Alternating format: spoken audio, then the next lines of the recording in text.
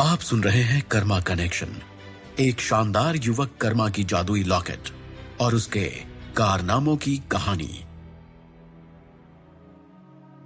कर्मा को उस आदमी की बातें जेन्युइन लग रही थी कि एक आदमी की गलती की सजा सबको नहीं मिलनी चाहिए, लेकिन कर्मा का दिमाग इसलिए खराब हो रहा था कि यार जब सब जानते हैं कि वो आदमी खराब है तो उसकी शिकायत आज तक किसी ने क्यों नहीं की। कर्मा ने उस आदमी से साफ साफ कह दिया, देखिए मैं बाकी सबकी नौकरी बचा लूंगा, बस मुझे इतना बताया जाए कि उस आदमी की शिकायत कहां की है आप लोगों ने। अगर आप लोगों ने कहीं शिकायत की है और उस पर एक्शन नहीं लिया गया है तो एक्शन आप लोगों पर नहीं उन लोगों पर लिया जाएगा जिन लोगों ने उस आदमी पर एक्शन नहीं लिया है। लेकिन सामने खड़ा आदमी पत्थर बनकर चुपचाप खड़ा रहा। कर्मा को उसकी चुप्पी पर बहुत ज्यादा गुस्सा आ रहा था। कर्मा ने उस आदमी से कहा, अच्छा ठीक है, चलिए ये बताइए कि आप एक जाहिल आदमी के साथ कैसे काम कर सकते हैं। आज से पहले आपने उसकी शिकायत क्यों नहीं की है? अगर नहीं की है तो आज आप भी उसकी गलती की सजा भुगतिए। मीना की एक ही कोशिश थी कि कैसे भी करके कर्मा का गुस्सा कंट्रोल किया जाए और स्थिति को संभाल लिया जाए, लेकिन वो बहुत मुश्किल लग रहा था। मीना ने एक और कोशिश की। उसने कर्मा से कहा, कर्मा हो जाती हैं गलतियां, एक मौका देना चाहिए इन लोगों को। आप चाहो तो उस आदमी पर एक्शन ले सकते हो। मीना की बातों का कर्मा पर कुछ खास असर नहीं हो रहा था। कर्मा गुस्से में था। कर्मा उसी गुस्से में बोला, बात एक्शन की नहीं है, रेप्यूटेशन की है। क्या शिंदे ग्रुप पागल है जो ऐसी जगहों पर इन्वेस्ट करे जिससे कि उसका रेप्यूटेशन खराब हो जाए? जब ये लोग मेरे साथ ऐसा कर सकते हैं तो बाकियों के साथ क्या करते होंगे? मीना के पास कोई जवाब नहीं था। मीना जानती थी कि यहां पर ये लोग दोषी हैं और वो उन सबका जबरदस्ती बचाव कर रही है, लेकिन मीना की बातों से उस आदमी को हिम्मत आई। उस आदमी ने कर्मा से कहा, एक लास्ट चांस दे दीजिए सर, अब से अगर ऐसी कोई शिकायत होती है तो सबसे पहले मैं कंप्लेन करूंगा सर। कर्मा कुछ भी सुनने के मूड में था ही नहीं। कर्मा ने उस आदमी की बात सुनी तो जरूर, लेकिन उसने अपना सवाल अब उस आदमी के सामने रख दिया। कर्मा ने उस आदमी से कहा, अच्छा ये बताइए, आप लोग यहां केयर टेकर एम्प्लॉइज हैं तो आप लोगों की जिम्मेदारी क्या बनती है? मुझे बस इतना समझा दीजिए। उस आदमी के पास कुछ विशेष ऑप्शन तो नहीं थे, लेकिन उसने बहुत ही सीधा सा जवाब दिया। उस आदमी ने कहा, सर हमारी जिम्मेदारी है यहां देखभाल करना और अगर कोई ग्राहक आता है तो उसे प्लॉट दिखाया जाए, है कि नहीं? कर्मा ने उस आदमी की बात को बीच में ही काट दिया था। उस आदमी ने भी कर्मा की बातों की सहमति में अपना सिर हिलाया। कर्मा ने देखा कि जब उस आदमी की सहमति उसकी बातों में है तो उसने अपना दूसरा सवाल उसके सामने रख दिया। कर्मा ने उस आदमी से पूछा, तो आप लोग ऐसे प्लॉट दिखाते हैं किसी को? ऐसे दिखाएंगे तो कितने प्लॉट खरीदेंगे लोग? कर्मा के सवाल पर उस आदमी के बस होंठ कांप रहे थे। वो आदमी कुछ बोल ही नहीं रहा था। कर्मा ने फिर से अपना सवाल दोहराया। उस आदमी ने सिर झुकाकर कहा, गलती हो गई सर, गलती हो गई। कर्मा को उस आदमी पर बहुत ज्यादा चिढ़ा रहा था। कर्मा को लग रहा था कि वो आदमी एक्सक्यूज दे रहा है। उसे उस आदमी पर भयंकर गुस्सा आ रहा था। कर्मा का जो सिद्धांत था उसमें अपराध करने वाले के साथ साथ अपराध सहने और देखने वाला भी दोषी होता है। कर्मा अभी उस आदमी से कुछ कहने जा ही रहा था कि सामने एक कार आकर रुक गई। सब लोग कार की ओर देखने लगे। कार से एक 25-26 साल की लड़की बाहर आई। उतरते ही वो सीधे इन लोगों की ओर चल पड़ी। वो लड़की बहुत गुस्से में लग रही थी। कर्मा उस लड़की को देखकर चकित हो रहा था। उस लड़की को देखकर वहां खड़े सारे गार्ड्स खड़े हो गए। कर्मा को अभी भी चीजें क्लियर नहीं हो रही थी। कर्मा के मन में चल रहा था कि अब ये किसकी एंट्री हो गई है जिसे देखकर सारे गार्ड्स घबरा रहे हैं। कर्मा ने कुछ रिएक्ट नहीं किया। वो इंतजार करने लगा कि अगले मोमेंट में क्या होता है। सारे गार्ड्स ने उसे रिस्पेक्ट दिया, गुड इवनिंग कहा। एक गार्ड तो उसके लिए कुर्सी भी ले आया। वो लड़की देखने से ही एरोगेंट लग रही थी। उस लड़की ने कुर्सी तो ले ली, लेकिन कुर्सी लाने वाले को थैंक यू तक नहीं कहा। कर्मा ये छोटी छोटी चीजें माइंड करता था। कर्मा अब भी नहीं जान पाया था कि ये लड़की कौन है, लेकिन उस लड़की को पता था कि यहां क्या मैटर चल रहा है। लड़की कुर्सी पर बैठे ही चिल्लाई, कौन ड्रामा कर रहा है यहां? क्या हो गया है? उस आदमी ने बस 2 शब्द बोल दिया तो किसके जनाजे निकल गए भाई? कर्मा शॉक था कि यार ये तो उस आदमी से भी बड़ी बदतमीज है। कर्मा का शक और अंदाजा सही निकला। ये लड़की सुपर एरोगेंट है। कर्मा अब भी कुछ नहीं बोल रहा था, लेकिन कर्मा जानना चाहता था कि ये लड़की किस अथॉरिटी से इतना बोल रही है। कर्मा ने मीना से इशारा करके पूछा कि ये कौन है। लड़की की दहशत इतनी थी कि मीना इशारों में या फिर कर्मा के पास आकर नहीं बोल पाई कि वो लड़की कौन है। वैसे मीना कर्मा के सवाल को भी इग्नोर नहीं कर सकती थी। मीना ने बीच का रास्ता निकाला। उसने सबके सामने उन दोनों का इंट्रो करा दिया। मीना ने कर्मा से कहा, कर्मा ये ट्विंकल मैम है, प्लॉट बी की मेन केयरटेकर, और ट्विंकल मैम ये है Karma sir, Shinde and Shinde group के डायरेक्टर मेंबर। मीना की बात सुनकर ट्विंकल ने कर्मा की ओर देखा। लुक वाइज तो वो कर्मा से इंप्रेस हुई, लेकिन उसकी नजर भी कर्मा के कपड़ों में अटक गई। उसने भी कर्मा को उसके कपड़ों से जज कर लिया। ट्विंकल ने मुंह ऐंठते हुए कहा, शिंदे ग्रुप वाले भी किसी को भी डायरेक्टर बना दे रहे हैं क्या आजकल? खैर डायरेक्टर साहब को क्या दिक्कत हो गई है यहां? उस आदमी ने आपको गाली दी है क्या? ट्विंकल की बात सुनकर वहां बैठे सभी लोगों का रिएक्शन अलग ही था। खुद का एम्प्लॉय सोच रहा था कि ये चुड़ैल कहां से आ गई। कर्मा अब भी कुछ बोल नहीं रहा था, बस सर झुकाए बैठा हुआ था। वो सोच रहा था कि वो क्या जवाब दे। ट्विंकल बोलते जा रही थी। ट्विंकल ने कर्मा को भी बोला और फिर गार्ड को भी बोलने लगी। कर्मा नहीं चाहता था कि वो किसी फीमेल के साथ झगड़े, लेकिन वो लड़की बोलते ही जा रही थी। हालांकि कर्मा इग्नोर ही कर रहा था, लेकिन बोलते बोलते ट्विंकल ने बोल दिया कि अब अगर कोई भी उठकर आ जाए और कहे कि अपने एम्प्लॉयज को निकाल दो तो हम उसकी बात मान लेंगे क्या? कर्मा को ट्विंकल की ये बात उसके आत्मसम्मान पर लग गई। कर्मा के दिमाग में आया कि अभी तो मीना ने इसे बताया कि मैं कौन हूं, और अभी ये लड़की कह रही है कि कोई भी बोलेगा तो। कर्मा को अब जवाब देना ही था। कर्मा ने ट्विंकल से सीधे सीधे पूछा, मैडम आपको किसने अपॉइंट किया है? ट्विंकल भी कर्मा के ऐसे सवालों के लिए तैयार नहीं थी। ट्विंकल ने एक बार गार्ड्स को देखा और एक बार कर्मा को। ट्विंकल ने हकलाते हुए कर्मा से कहा, आप मुझसे ऐसे बात नहीं कर सकते। कर्मा ने उसकी बातों को सुना ही नहीं। उसने फिर से अपना सवाल दोहरा दिया कि ये मैडम आपको किसने अपॉइंट किया है? ट्विंकल शॉक्ड थी। उसने कर्मा से कहा, मेरे भी इस प्लॉट में शेयर्स हैं, समझे आप? कर्मा को तो ये सब सुनना ही नहीं था कि कितने शेयर्स हैं, क्या हैं, वगैरह वगैरह। उसे फिलहाल जो जानना था वही जानना था। कर्मा बोला, मैडम सारे शेयर होल्डर्स यहां अपॉइंट थोड़ी ना हो सकते हैं। आप यहां हो तो बताओ कि आपको अपॉइंट किसने किया है? कर्मा के सवाल ने ट्विंकल को परेशान कर दिया था। ट्विंकल के पास कोई ऑप्शन नहीं था। ट्विंकल ने फिर से एक बार गार्ड्स की ओर देखा और एक बार कर्मा की ओर। वो ऐसा इसलिए कर रही थी क्योंकि वो डर रही थी कि कहीं सारे गार्ड्स के सामने उसकी झूठी शान टूट ना जाए। लेकिन ट्विंकल के पास अब कोई ऑप्शन नहीं बचा था।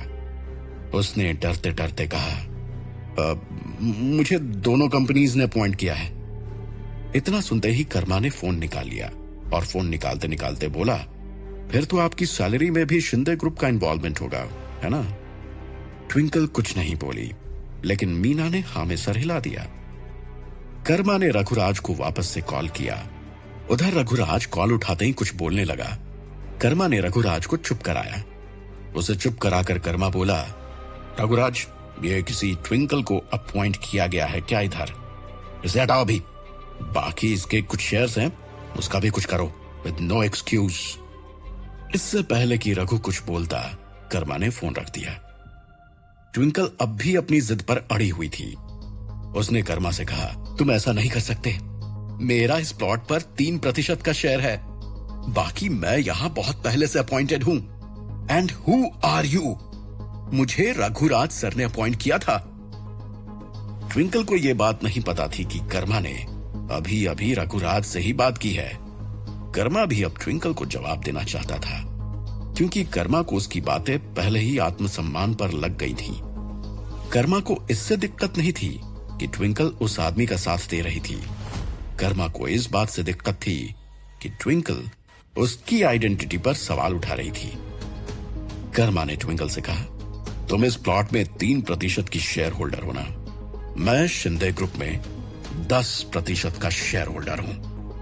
दरअसल कर्मा ट्विंकल को परसेंटेज नहीं बताना चाहता था, लेकिन वहां खड़े सभी लोगों के लिए शिंदे ग्रुप में 10% का शेयर होना बहुत बड़ी बात थी।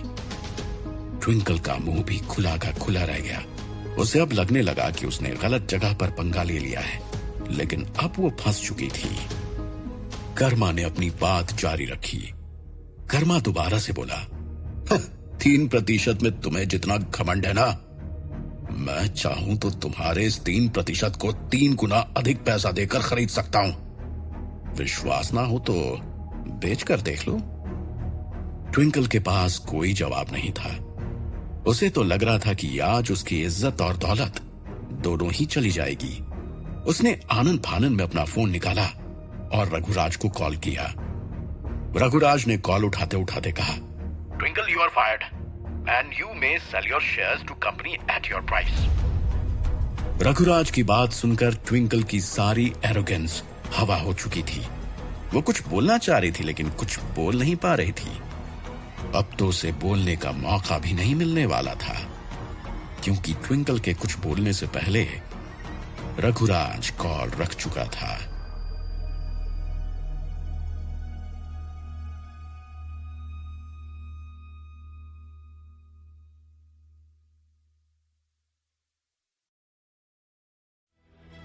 आप सुन रहे हैं कर्मा कनेक्शन, एक शानदार युवक कर्मा की जादुई लॉकेट और उसके कारनामों की कहानी। कॉल कटते ही ट्विंकल एकदम से शॉक्ड हो गई। ट्विंकल को डर सताने लगा कि उसकी नौकरी तो चली जाएगी अब। ट्विंकल अभी तक बहुत बोनस में थी। उसने यहीं पर नौकरी करके कंपनी का शेयर खरीद लिया था और शेयर खरीदकर घमंड में मरी जा रही थी। ट्विंकल बहुत बड़ी मिसअंडरस्टैंडिंग में थी। उसे लग रहा था कि कर्मा भी उसी की तरह कंपनी का बस एक एम्प्लॉय होगा।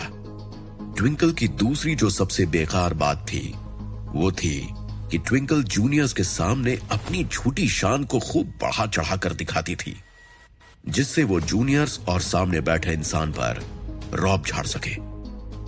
आज भी ट्विंकल वही करना चाहती थी, लेकिन आज उसकी किस्मत खराब थी, इसलिए उसका पाला कर्मा से पड़ गया। कर्मा भी बहुत चढ़ा हुआ था। उसने भी अपना गुस्सा ट्विंकल पर निकाल दिया। अब ट्विंकल यही कर सकती थी कि अपनी नौकरी बचाने के लिए कर्मा से रिक्वेस्ट करे। लेकिन कहते हैं ना कि जब नाश मनुष्य पर छाता है, पहले विवेक मर जाता है। ट्विंकल के साथ भी यही हुआ। जहां उसे अपनी गलती के लिए कर्मा से माफी मांगनी चाहिए थी, वहां वो कर्मा को ही गलत ठहराने पर लगी हुई थी। उसने ऊंचे स्वर में कर्मा से कहा, तुम ऐसा नहीं कर सकते हो। तुम मेरी नौकरी नहीं छीन सकते हो। कर्मा को ट्विंकल का एटीट्यूड बहुत ही बुरा लगा, बहुत ही ज्यादा बुरा। उसके मन में ट्विंकल के लिए थोड़ी भी दया नहीं थी और अब उसकी बात सुनकर उसका दिमाग और भी ज्यादा खराब हो चुका था। कर्मा ने उसे जवाब दिया, क्या कहा तुमने? मैं ऐसा नहीं कर सकता हूं। अच्छा, हाँ सही कहा तुमने। तुम्हारे साथ तो नहीं कर सकता हूं मैं। तुम्हारे पास तो इस प्लॉट का 3% का शेयर है ना। तुम तो यहां की मालकिन हो ना। ट्विंकल का मन तो कर रहा था कि वो कर्मा का सर तोड़ दे, लेकिन दुर्भाग्यवश वो ऐसा नहीं कर सकती थी।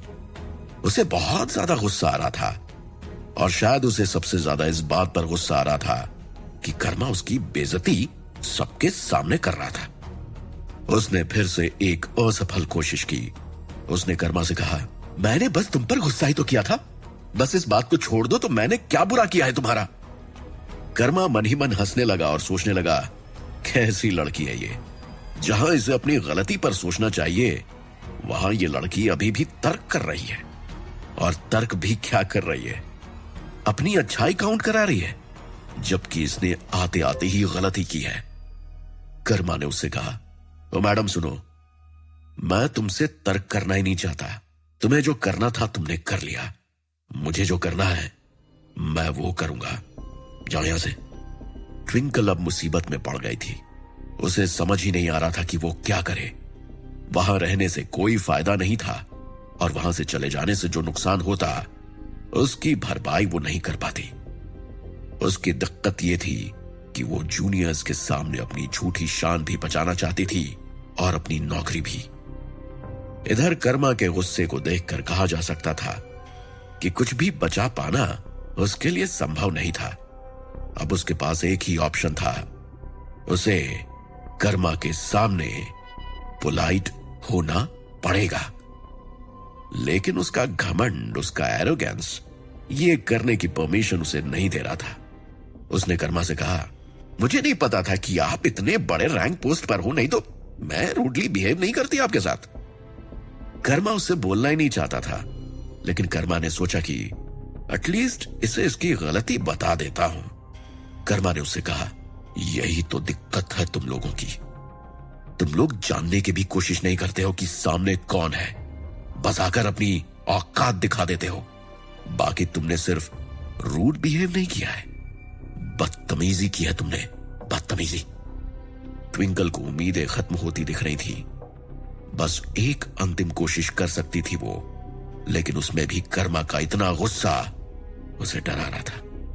लेकिन वो कहते हैं ना कि रस्सी जल गई बल नहीं गया। नौकरी तो जा रही थी, लेकिन उसे खुद को सुपीरियर दिखाना था। उसने कर्मा से कहा, आप जो कह रहे हैं वो सरासर गलत है। आप ऐसा करके खुद की इमेज खराब करेंगे, मुझे सताकर आपको क्या मिलेगा। ट्विंकल की बातें सुनकर कर्मा को हंसी आ गई।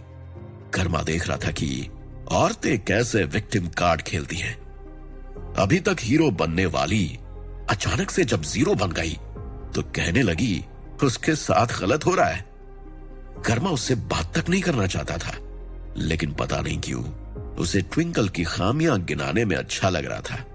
उसने धीरे से ट्विंकल से कहा, विक्टिम कार्ड ना खेलो मैडम, तुम ऐसे जिम्मेदार बनोगी, ऐसे नौकरी करोगी तुमने एक बार भी उस आदमी से पूछा कि उसने क्या किया है?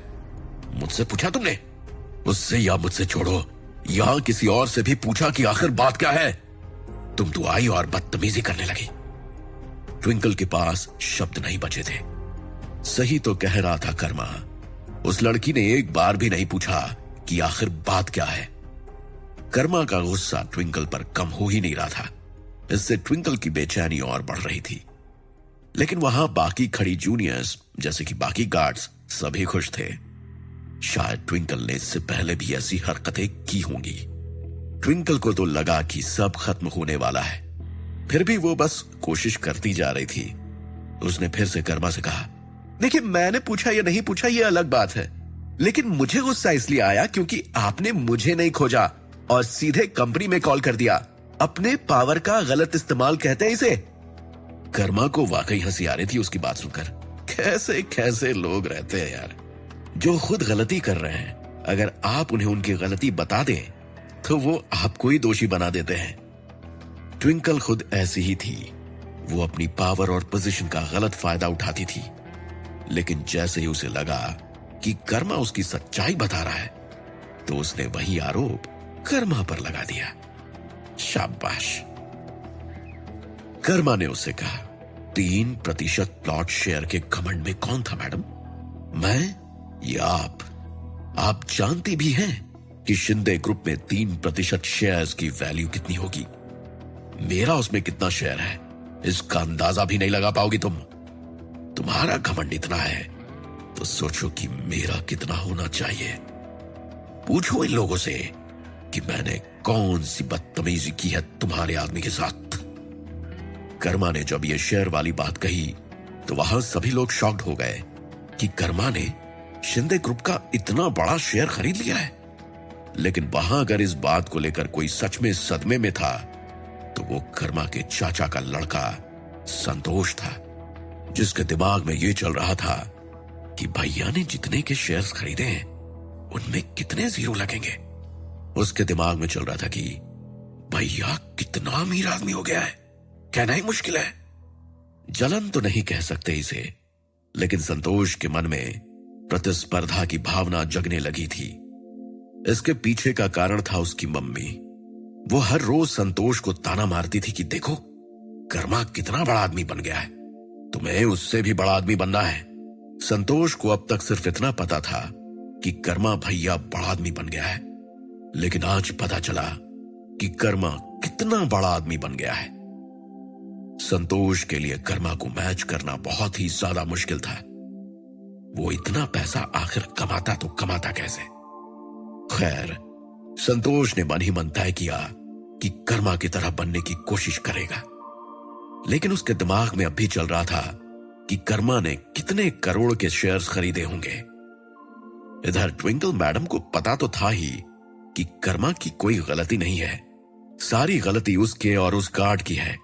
लेकिन फिर भी ट्विंकल बस एक गंदा सा डिफेंस करने में लगी हुई थी, जबकि सच्चाई उसे पता थी। अब ट्विंकल के पास एक ही अस्त्र बचा था। अब वो इसका इस्तेमाल करके चाहे बच सकती थी या फिर फांसी पर चढ़ सकती थी। फिर भी उसकी नौकरी तो जाने ही वाली थी, चाहे जो हो जाए। ट्विंकल ने कर्मा से कहा, देखिए सर, रघुराज सर मेरी तरह ही एक एम्प्लॉय है। उन्होंने शायद दबाव में आकर आपकी बात मान ली होगी। अब आप एक काम करिए, आप उनको दोबारा से कॉल करिए और उनसे कहिए कि नो नीड ऑफ एक्शन, नहीं तो मैं श्रुति मैम को भी जानती हूं, उनसे बोल दूंगी तुरंत। समझ गए आप? कर्मा को ट्विंकल पर गुस्सा और हंसी दोनों आ रही थी। गुस्सा इसलिए आ रहा था कि वो अब भी अपनी गलती नहीं मान रही है। वो अब भी लगी हुई थी कि वो किसी भी तरह से कर्मा को हरा दे। हंसी इसलिए आ रही थी कि वो अब भी कर्मा के बारे में जानकारी नहीं लेना चाहती थी कि कर्मा आखिर है कौन, लेकिन एक नया पंगा जरूर लेना चाहती थी।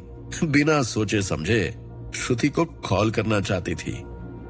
कर्मा ने भी सर हिलाकर कह दिया, हाँ हाँ, उसे भी कॉल लगा लो, मैं यहीं बैठा हूं, शायद वही तुम्हारी नौकरी बचा ले। वो लड़की अब भी नहीं समझ पाई कि कर्मा श्रुति को तुम ताम करके क्यों बोल रहा है, आखिर कारण क्या है। ट्विंकल ने तमतमाते हुए फोन निकाला और श्रुति को कॉल लगा दिया। फुल रिंग हुआ, लेकिन श्रुति ने कॉल नहीं उठाया। कॉल कटने के बाद ट्विंकल खुद में ही बोली कि मैम ने कॉल क्यों नहीं उठाया। कर्मा हंसने लगा। हंसते हुए उसने कहा, अरे हाँ, मैं तो बताना ही भूल गया, वो एक पार्टी में गई हुई थी, आकर शायद सो गई होगी। अब की बार ट्विंकल के कान खड़े हो गए। उसकी जुबान पर कुछ था ही नहीं। वो बस सोच रही थी कि कर्मा श्रुति के बारे में इतना कैसे जानता है, या फिर श्रुति को ऐसे कैसे बोल सकता है। ट्विंकल कर्मा को एक सवाल भरी नजरों से देखने लगी, जैसे पूछ रही हो कि तुम श्रुति मैडम के बारे में इतना कैसे जानते हो। कर्मा के पिताजी अब बीच में आ गए। उन्होंने मुस्कुराते हुए कहा, तुम गलत जगह पर लड़ रही हो बेटी। ये सिर्फ शिंदे ग्रुप में एक बड़ा आदमी नहीं है, बल्कि श्रुति की इससे शादी भी होने वाली है। अब ट्विंकल को काटो तो खून नहीं। अब उसे समझ आया कि उसने गलत जगह पर पंगा ले लिया है। उसने इस बात की कल्पना ही नहीं की थी कि सामने साधारण सा बैठा आदमी शिंदे ग्रुप की प्रेसिडेंट का होने वाला हस्बैंड है। ट्विंकल का दिमाग तुरंत फ्लैश हुआ कि बढ़िया हुआ कि श्रुति मैडम ने कॉल नहीं उठाया, नहीं तो सब चला जाता। अब ट्विंकल की स्थिति यह हो गई कि मरता क्या नहीं करता। जब उसे लग गया कि कर्मा के सामने उसकी किसी भी तरह से कोई दाल नहीं गलेगी और उल्टे वो इससे भी बड़ी मुसीबत में फंस जाएगी, तो अब उसने अपनी झूठी शान को किनारे पर रख दिया। झूठी शान और आत्मसम्मान में यही अंतर होता है।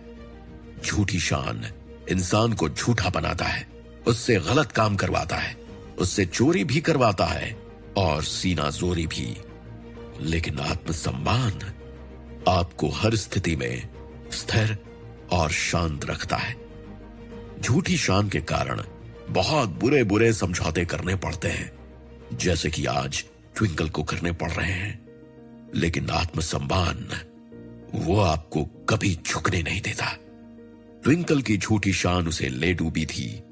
पता नहीं अब उसका झुकना भी कर्मा को पिघला पाएगा या नहीं। आप सुन रहे हैं कर्मा कनेक्शन, एक शानदार युवक कर्मा की जादुई लॉकेट और उसके कारनामों की कहानी। ट्विंकल ने जैसे ही सुना कि श्रुति की कर्मा से शादी होने वाली है, उसकी हालत खराब हो गई। वो सोचने लगी कि वो कहां फंस गई है। उसे लग रहा था कि अब उसे झुकना ही पड़ेगा। उसे अब भी अपनी झूठी शान की चिंता थी, लेकिन अब तो उसकी झूठी शान टूटनी ही थी। वो सोच रही थी कि वो अब कौन सी बात कहे जिससे कर्मा को लगे कि वो सच में गिल्टी फील कर रही है। उसने आंखों में मगरमच्छ के आंसू लाते हुए कर्मा से कहा, सॉरी सर, मुझसे गलती हो गई। मुझे ऐसा नहीं करना चाहिए था। मुझसे गलती हो गई है, मुझे माफ कर दीजिए सर। कर्मा का अनुभव इतना कमजोर नहीं था कि वो ट्विंकल के बनावटी आंसू को पहचान ना पाए। उसने तुरंत ही ट्विंकल को झड़क दिया। कर्मा ने आंखें दिखाते हुए कहा, बस करो मैडम, ये आप तब कर रही हो जब आप जान गई हो कि यहां पर कोई और ऑप्शन नहीं है। ट्विंकल को जिस बात का डर था वही हुआ। उसे लग रहा था कि कर्मा नहीं मानेगा। हुआ भी वही, कर्मा नहीं माना। ट्विंकल लगभग निराश होने लगी थी।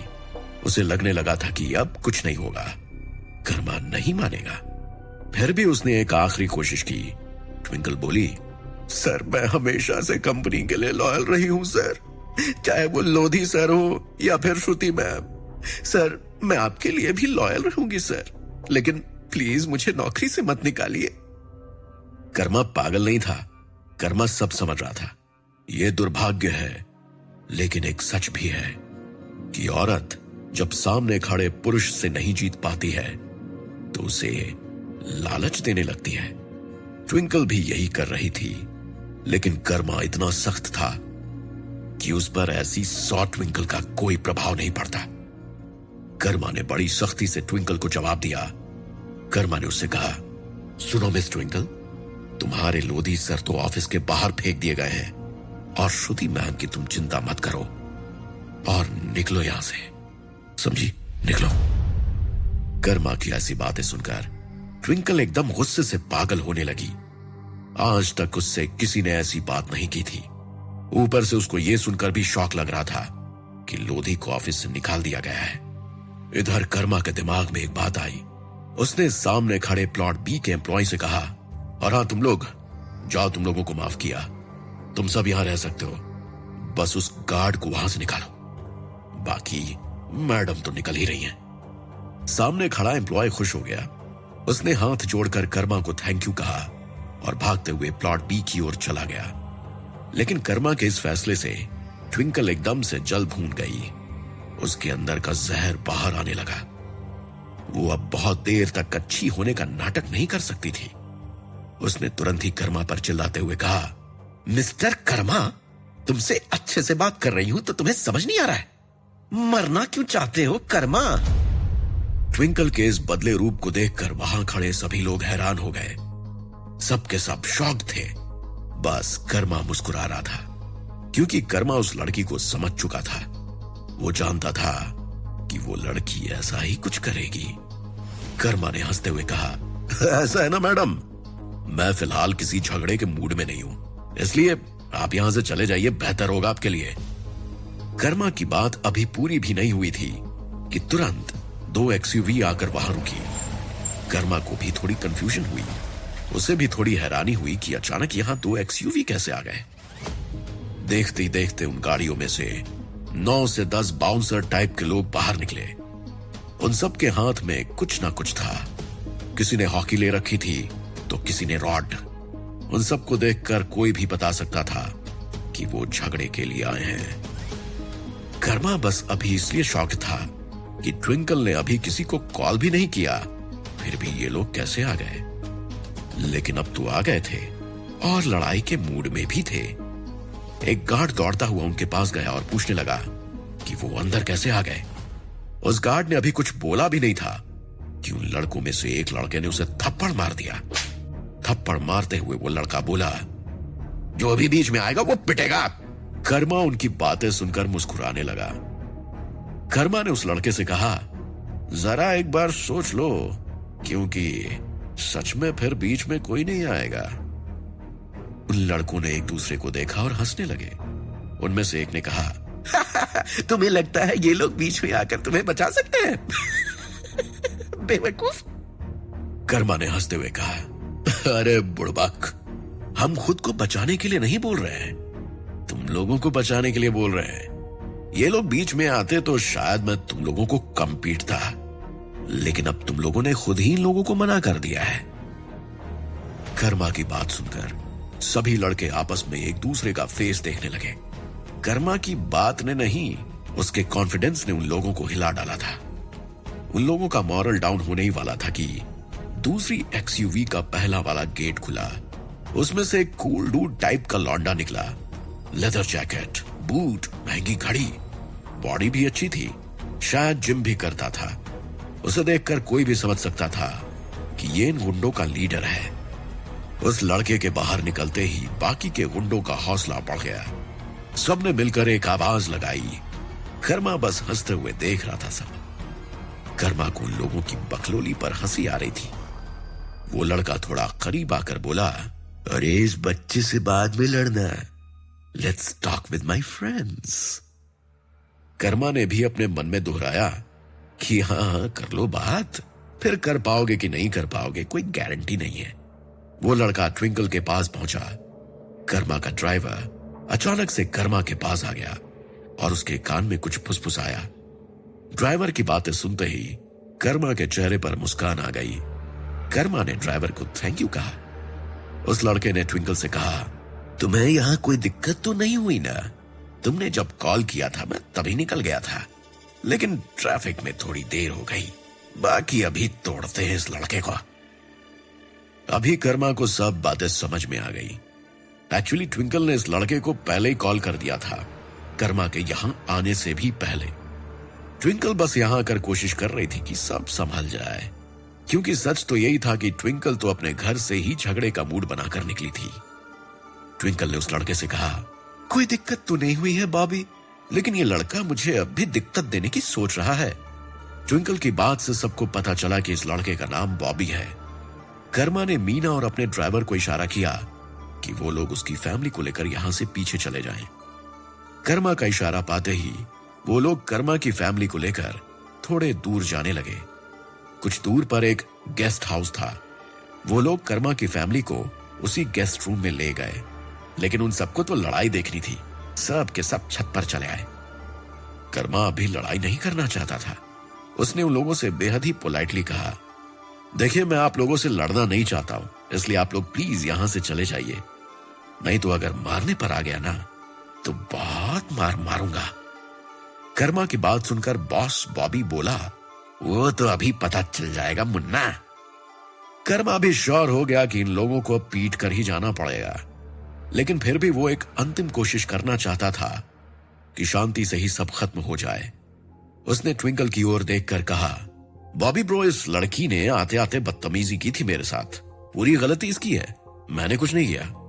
अब आप ही बताओ मैं क्या करता, इसे नौकरी से नहीं निकालता। अब आप लोग भी यहां कर इसकी साइड ले रहे हो। बेकार में दूसरों की गलतियों के कारण हम लोग आपस में क्यों लड़े, सोचो जरा। कर्मा की बात सुनकर बॉबी एंड गैंग को लगा कि कर्मा डर गया है और डर कर ऐसी बातें कर रहा है। वो लोग हंसने लगे। हंसते हुए बॉबी बोला, अरे क्यों भाई, डर गया क्या तू? लड़की गलत ही सही, हम सब इसके साथ हैं। अब तुझे तोड़ने का फैसला कर चुके हैं, हम तो तोड़कर ही जाएंगे। कर्मा को बॉबी का ओवर कॉन्फिडेंस अच्छा लगा। इधर कर्मा के भाई बहनों में बेट लग रहा था कि किस किस पर कर्मा का मुक्का भारी पड़ेगा, लेकिन कर्मा के माता पिता डरे हुए थे। उन्हें लग रहा था कि वो लोग इतने सारे हैं जबकि कर्मा अकेला है। भले उन्हें कर्मा की कुछ शक्तियों के बारे में जानकारी थी, लेकिन कर्मा उनका बच्चा था और हर माँ बाप अपने बच्चों को लेकर ओवर प्रोटेक्टिव होते ही हैं। उधर बॉबी अपने एक्सयूवी के बोनर पर बैठ गया लाइक हीरो एंड बॉस। उसे लग रहा था कि किसी फिल्म की तरह उसके आदमी जाएंगे और कर्मा को पीट पीट कर उसके पास ले आएंगे। लेकिन वो यहां पर गलत था। यहां सीन तो किसी फिल्म का ही होने वाला था, लेकिन जैसा बॉबी सोच रहा था वैसा नहीं। बल्कि यहां तो एक हीरो एक साथ कई गुंडों को पीटने वाला था। कर्मा भी अपनी जगह पर खड़ा हो गया। मीना और उसकी गार्ड कंपनी कर्मा के साथ लड़ना चाहती थी, लेकिन कर्मा ने उन लोगों को मना कर दिया। कर्मा ने सोचा कि वो ट्विंकल के पास जाकर एक आखिरी कोशिश कर ले ताकि ये मारपीट रुक जाए। कर्मा जानता था कि वो इन लोगों को पीट सकता है, लेकिन वो अपने छोटे भाई बहनों के सामने लड़ना नहीं चाहता था। कर्मा ने ट्विंकल से कहा, मैडम गलती आपकी है, मान लीजिए प्लीज, यहां से चले जाइए। खून खराबे से कुछ भी हासिल नहीं होने वाला है। लेकिन ट्विंकल का स्वैग तो अलग ही था। एक तो उसने पहले से ही लड़ने का मूड बना रखा था, और कर्मा के मना करने के बाद भी वो समझ नहीं पा रही थी। उसने कर्मा से कहा, क्यों डर गए क्या डायरेक्टर साहब, या फिर फट गई है आपकी?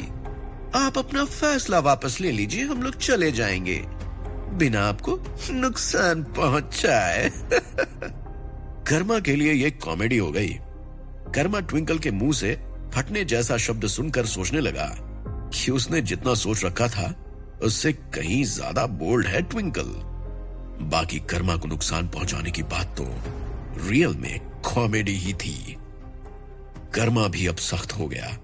उसने ट्विंकल से कहा, ऐसा है मैडम, अब आप अपने वॉरियर्स को भेजिए, हम भी देखते हैं ये लोग कैसे कैसे नुकसान पहुंचाते हैं। कर्मा की बात सुनकर ट्विंकल ने बॉबी को इशारा किया और बॉबी ने अपने लड़कों को एकदम फिल्मी स्टाइल में हुआ सब। फिर उनमें से दो सबसे मजबूत लोग दौड़ते हुए कर्मा की ओर लपके। कर्मा अब भी मुस्कुरा रहा था।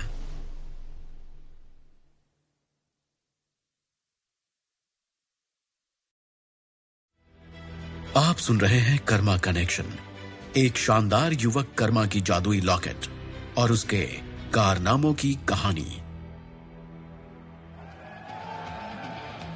दोनों लड़के कर्मा की ओर दौड़े। कर्मा अब भी मुस्कुरा रहा था। बॉबी को लग रहा था कि कर्मा ये जानकर कि वो पिटने वाला है इसलिए मुस्कुरा रहा है। बॉबी का भ्रम बेजोड़ था।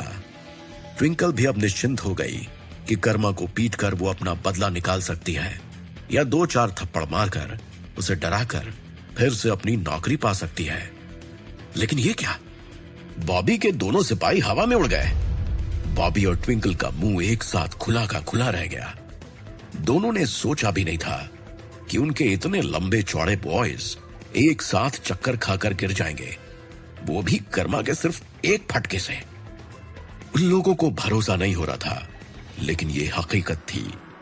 कर्मा उन दोनों को गिराकर अपने कुर्ते का बांह किसी दबंग हीरो की तरह मोड़ने लगा। बॉबी ने भी हिम्मत नहीं हारी। उसने बाकी के लड़कों को फिर से आदेश दिया कि जाओ और मारो उसे।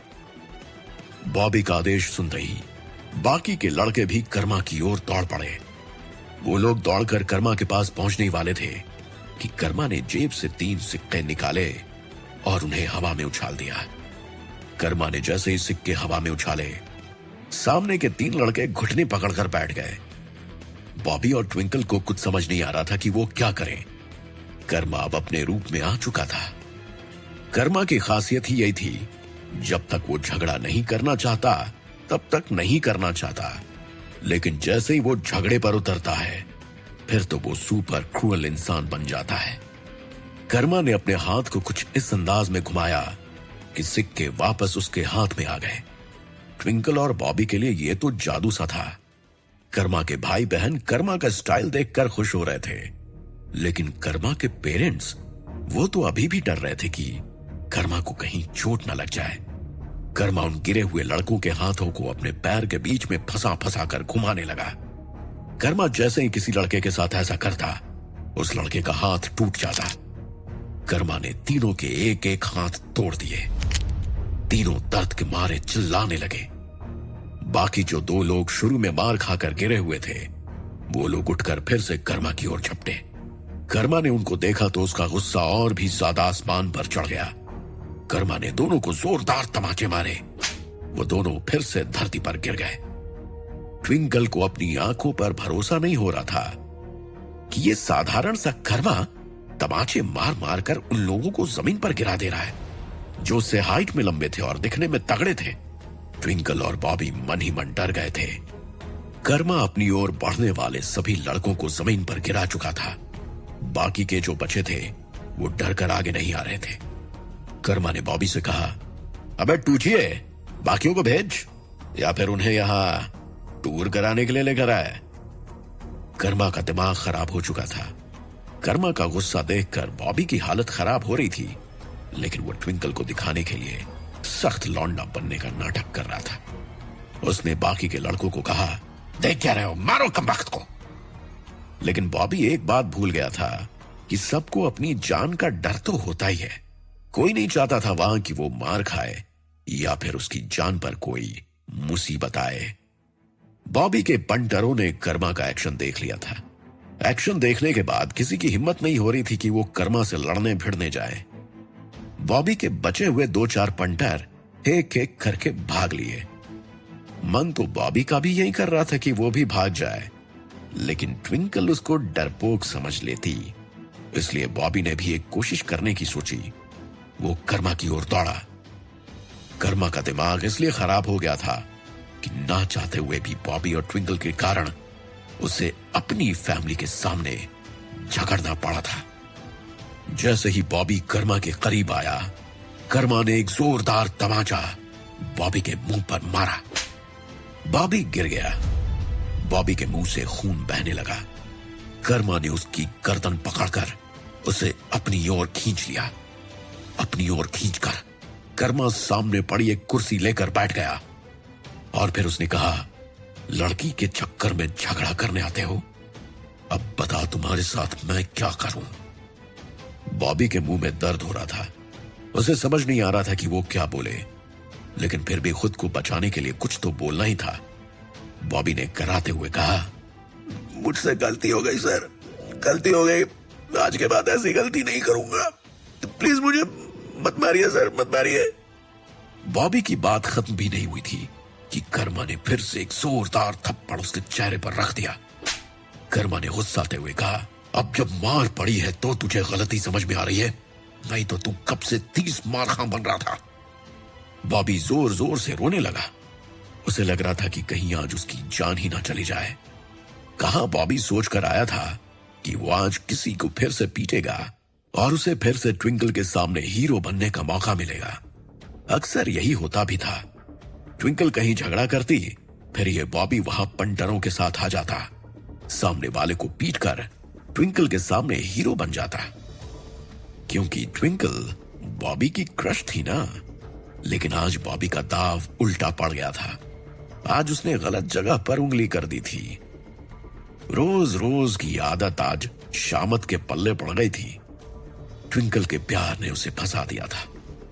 मार खाते बॉबी के दिमाग में कुछ चीजें चलने लगी। बॉबी को लगने लगा था कि आज मार खाने के बाद ट्विंकल उसे कभी भाव नहीं देगी। बेचारे बॉबी के सारे सपने एक साथ टूट गए थे।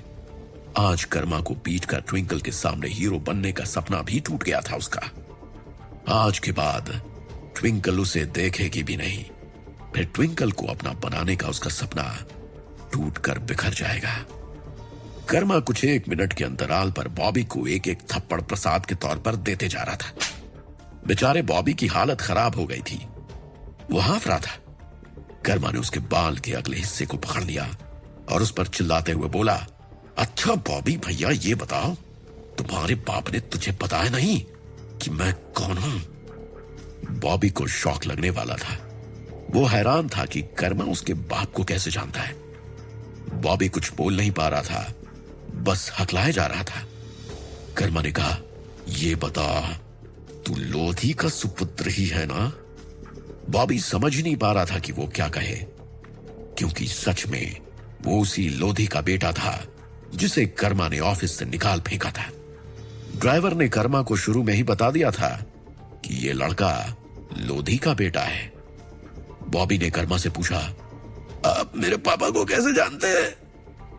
कर्मा ने फिर से बॉबी को एक थप्पड़ लगाया और बोला, मैं तुम्हारे बाप को ही नहीं बल्कि तुम्हारे पूरे खानदान को जानता हूं।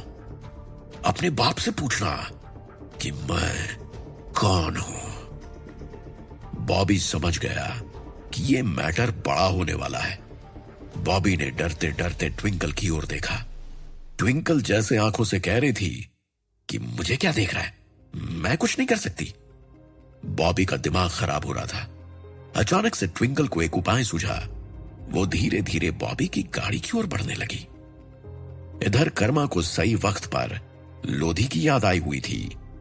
कर्मा के दिमाग में चलने लगा था कि लोधी ऑफिस में कुछ ज्यादा ही बोल रहा था। कर्मा के दिमाग में अचानक से कुछ फ्लैश हुआ। कर्मा ने फोन निकाला और रघु को कॉल लगाया। रघु ने कॉल उठाया। रघु कुछ बोलता इससे पहले कर्मा बोला। कर्मा ने रघु से कहा, रघु जरा लोधी का नंबर बताना। रघु को भी चीजें समझ में नहीं आ रही थी कि कर्मा लोधी का नंबर क्यों मांग रहा है, लेकिन चूंकि कर्मा का आदेश था तो उसे मानना ही था। रघु कर्मा को 1 मिनट रुकने के लिए बोलकर अपने फोन में लोधी का नंबर निकालने लगा। लेकिन अचानक कर्मा का मूड बदल गया। कर्मा रघु से बोला, रघु छोड़ दो ये सब, ऐसा करो तुम लोधी को कॉन्फ्रेंस पर लो। रघु ने धीरे से कहा, सर लोधी को तो आपने ऑफिस से निकाल दिया है ना, फिर उससे बात करना मैं कुछ समझा नहीं। कर्मा का दिमाग तो पहले से ही खराब था। वो रघु पर चिल्लाया, तो क्या उससे बात करने के लिए उसे ऑफिस में दोबारा लेना पड़ेगा? रघु समझ गया कि कर्मा बहुत ज्यादा गुस्से में है, इसलिए वो कर्मा से और कुछ नहीं बोला। चुपचाप लोधी को कॉल लगाकर कर्मा से कॉन्फ्रेंस करवा दिया। लोधी को लगा कि रघुराज ने कॉल किया है। लोधी ने कॉल उठाते ही रघु को अपशब्द बोलने शुरू कर दिए। रघु कुछ बोलता इससे पहले कर्मा गरजा, अबे बेवकूफ लोधी, तेरा बाप बोल रहा हूं, कर्मा बोल रहा हूं मैं। कर्मा की आवाज सुनकर लोधी कुछ देर चुप हो गया। कर्मा दोबारा गरजा, क्यों बे लोधी, तेरी आवाज बंद हो गई क्या, बोलना। कर्मा बोल रहा हूं, तेरा बाप। लोधी ने कर्मा की बातों का जवाब नहीं दिया। उसने रघु का नाम लेते हुए कहा, रघु तूने मुझे कॉल किया है ना? कर्मा हंसने लगा। कर्मा सोचने लगा कि ऑफिस में तो बड़ा डॉन बन रहा था, बाप बन रहा था, अभी क्या हुआ, हवा निकल गई। कर्मा ने हंसते हुए लोधी से कहा, अबे चूहे, रघु ने कॉल नहीं किया है, मैंने कॉल किया है। इसलिए किया है कि तेरे बेटे को खुजली मची हुई थी तो ये मुझसे आकर भिड़ गया।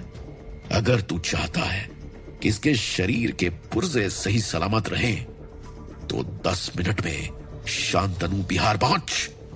अगर 11वें मिनट तक तू नहीं आया ना तो मैं इसके हाथ पांव तोड़ दूंगा।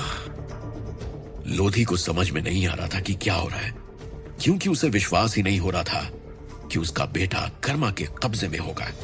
उसने कर्मा से कहा, मेरा बेटा तुम्हारे पास क्यों जाएगा और तुम उसके बारे में ऐसा कैसे बोल सकते हो? कर्मा का दिमाग गुस्से में था। वो लोधी के किसी भी सवाल का प्रॉपर जवाब नहीं देना चाहता था।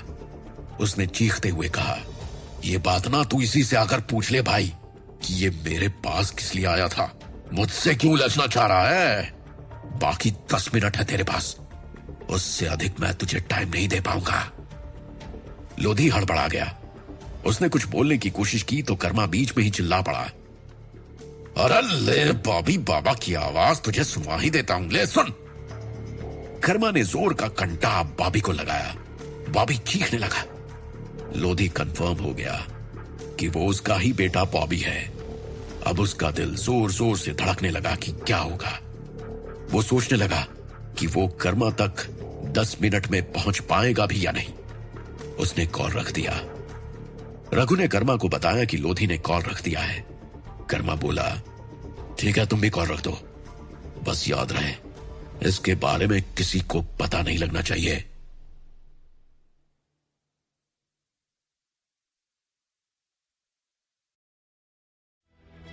आप सुन रहे हैं कर्मा कनेक्शन, एक शानदार युवक कर्मा की जादुई लॉकेट और उसके कारनामों की कहानी। रघु तो कर्मा की आवाज सुनकर ही डरा हुआ था। उसे क्या किसी पागल कुत्ते ने काटा है जो वो कर्मा से पंगा लेगा। उसने कर्मा से कहा, आप श्योर रहिए सर, मैं किसी को नहीं बताऊंगा। कर्मा को इससे ज्यादा सुनना भी नहीं था। उसने कॉल रख दिया। कर्मा ने बॉबी से कहा, अब तो तेरा बाप भी यहां आ रहा है, उससे भी कुछ हिसाब किताब करना बाकी है। ऑफिस में बहुत ज्यादा उड़ रहा था। बॉबी बस रोए जा रहा था। उसे लग रहा था कि वो कहां फंस गया यार। अब तो उसके पापा भी फंसने वाले थे। कर्मा को अब बस इतना समझ में आ रहा था कि वो इन सबको सबक सिखा कर रहेगा। कर्मा ने फिर से बॉबी को एक थप्पड़ लगाया और उससे पूछा, ये बता, तुम सब सारे बाप बेटे ऐसा ही हो क्या? बता, आज तक कितने लोगों को परेशान किया है तुमने? बॉबी को कुछ सूझ नहीं रहा था। बॉबी का मन तो कर रहा था कि वो कर्मा का सर फोड़ दे, लेकिन अफसोस वो ऐसा नहीं कर सकता था। बॉबी फिलहाल कर्मा के बस चंगुल से निकल जाना चाहता था। उसने कर्मा से कहा, ऐसा नहीं है सर, मैं ऐसा नहीं करता हूं सर, वो तो इस ट्विंकल के चक्कर में झूठ मूठ फंस गया हूं मैं इधर। कर्मा जानता था कि बॉबी झूठ बोल रहा है। कर्मा ने हंसते हुए कहा, फंस तो तुम गए हो बेटा, लेकिन झूठ मूठ नहीं फंसे हो। तुम आए तो थे मुझे पीटने ही ना, अब दाव उल्टा पड़ गया तो झूठ बोल रहे हो। बात तो यही सच थी। बॉबी ट्विंकल के चक्कर में अक्सर ऐसा करता था, बस आज ही उसका काम गड़बड़ हो गया था। लेकिन बॉबी यह भी जानता था कि अगर वो कर्मा को बता देगा तो कर्मा उसकी बहुत कुटाई करेगा। बॉबी ने कर्मा से कहा कि नहीं नहीं सर, हम ऐसा नहीं करते सर, बस आज ही ऐसा किया है। कर्मा ऐसे लोगों से वाकिफ था। ये वही लोग हैं जो अपने पैसे और अपने रुतबे का गलत फायदा उठाते हैं और गरीब लोगों को तंग करते हैं। कर्मा को बॉबी की पूरी सच्चाई मालूम थी, क्योंकि ऑफिस में वो उसके बाप की करतूत देख चुका था। जिसका बाप ऐसा हो, उसके बेटे से क्या उम्मीद की जा सकती है? वैसे भी बॉबी कर्मा को तो मारने ही आया था। कर्मा ने बॉबी को फिर से एक थप्पड़ लगाया और बोला, अच्छा तो तू आज पहले दिन झगड़ा करने निकला है ना? और आज पहले दिन ही तेरी गैंग बन गई, बहुत बढ़िया, शाबाश। बॉबी का झूठ पकड़ा गया था। बॉबी हाथ जोड़कर कर्मा से सॉरी कहने लगा। कर्मा को उसके सॉरी से कोई मतलब नहीं था। उसने घड़ी की ओर देखा, अभी 4 मिनट बाकी थे। कर्मा ने बॉबी से कहा, देख, अभी 4 मिनट में अगर तेरा बाप नहीं आया ना, तो तेरा ये जो सॉरी है ना, निकालता हूं मैं उसके बाद। इधर छत पर कर्मा के पिताजी चिंतित हो रहे थे। उन्हें लग रहा था कि कर्मा को लड़ाई झगड़ा बंद कर देना चाहिए, लेकिन बच्चे खुश थे कि कर्मा उस आदमी को पीट रहा है जो उसे पीटने आया था। कर्मा ने फिलहाल बॉबी को पीटना छोड़ दिया और फोन में कुछ करने लगा। इसी बीच कर्मा ट्विंकल पर ध्यान रखना भूल गया। कर्मा फोन में उलझा हुआ था कि तभी 2 गाड़ियां वहां कर रुकी। एक गाड़ी में से लोधी दौड़ता हुआ आया। कर्मा लोधी को देखते ही बोला, वेलकम लोधी, तुम वक्त पर आ गए, वरना तुम्हारी गलती की सजा तुम्हारे बेटे को मिलती। लोधी को फिलहाल अपने बेटे की पड़ी थी। वो दौड़ता हुआ अपने बेटे के पास पहुंचा। कर्मा ने उसके बेटे को थप्पड़ मार मार कर उसका मुंह लाल कर दिया था। अपने बेटे की ये हालत देखकर बेचारे लोधी की रुलाई फूट पड़ी। उसने रोते हुए कर्मा से पूछा, कर्मा, मेरे बेटे ने तुम्हारा क्या बिगाड़ा था? इतनी बेरहमी से इसकी पिटाई की हो? कर्मा ताज्जुब में था कि हद लोग हैं यार, खुद बदतमीजी भी करते हैं और खुद ही विक्टिम कार्ड भी खेलते हैं। कर्मा ने लोधी से कहा, यह मुझसे नहीं, अपने बेटे से पूछो कि मैंने उसका क्या बिगाड़ा था जो वो किसी दूसरे के लिए मुझे मारने आया था। लोधी अपने बेटे से अनजान नहीं था। वो अपने बेटे की शराफत जानता था, लेकिन उसे तो कर्मा को दोषी साबित करना था। लोधी ने कर्मा से कहा, मेरा बेटा तुम्हें क्यों मारने आएगा कर्मा? मेरा बेटा ऐसा नहीं कर सकता, मैं जानता हूं उसे। लोधी तो ऐसे बोल रहा था जैसे वो कितना बड़ा शरीफ है और उसका बेटा कितना बड़ा शरीफ है ये कर्मा को मालूम नहीं है। कर्मा ने लोधी से कहा, तुम्हारा सीधा साधा बेटा एक गैंग बनाकर एक लड़की के इशारों पर लोगों को मारता है। न जाने आज से पहले इसने उस लड़की के इशारे पर कितने लोगों को नुकसान पहुंचाया होगा। ये बात सुनकर लोधी भी शॉक्ड हो गया। वो अपने बेटे को जितना कमीना समझता था, उसका बेटा उससे कहीं ज्यादा कमीना निकला। लोधी सरप्राइज तो हो गया था। उसने चकित होकर पूछा, लड़की? कौन सी लड़की? लोधी ने जब लड़की का जिक्र किया तो कर्मा को ट्विंकल की याद आई। गुस्से में कर्मा ट्विंकल को तो भूल ही गया था। वो फिलहाल लोधी एंड फैमिली को सुधारने में लगा हुआ था। कर्मा कंफ्यूज हो गया कि ये ट्विंकल कहां चली गई। कर्मा ने हड़बड़ाते हुए कहा, यहीं पर तो थी वो लड़की, कहां चली गई? कर्मा का यह सवाल सुनकर बॉबी भी घबरा गया, क्योंकि ऑल ओवर ट्विंकल थी तो बॉबी की क्रश ही। कर्मा एक स्टेप आगे बढ़कर ट्विंकल को खोजने लगा। कर्मा बड़बड़ा रहा था कि यही तो थी, कहां चली गई, कहां चली गई है? कर्मा बड़बड़ाते हुए थोड़ा दूर चला आया। अचानक से कर्मा को साधु बाबा की आवाज सुनाई दी। कर्मा ने तुरंत विंड कंट्रोल और थंडर कंट्रोल को एक्टिव किया और कुछ मीटर तक हवा में उड़ गया। हवा में उड़ते ही एक साथ 2 से 3 गोलियां कर्मा के पांव के नीचे से चली गईं। अगर कर्मा हवा में नहीं होता तो गोलियां सीधे कर्मा के भेजे के आर पार हो जाती।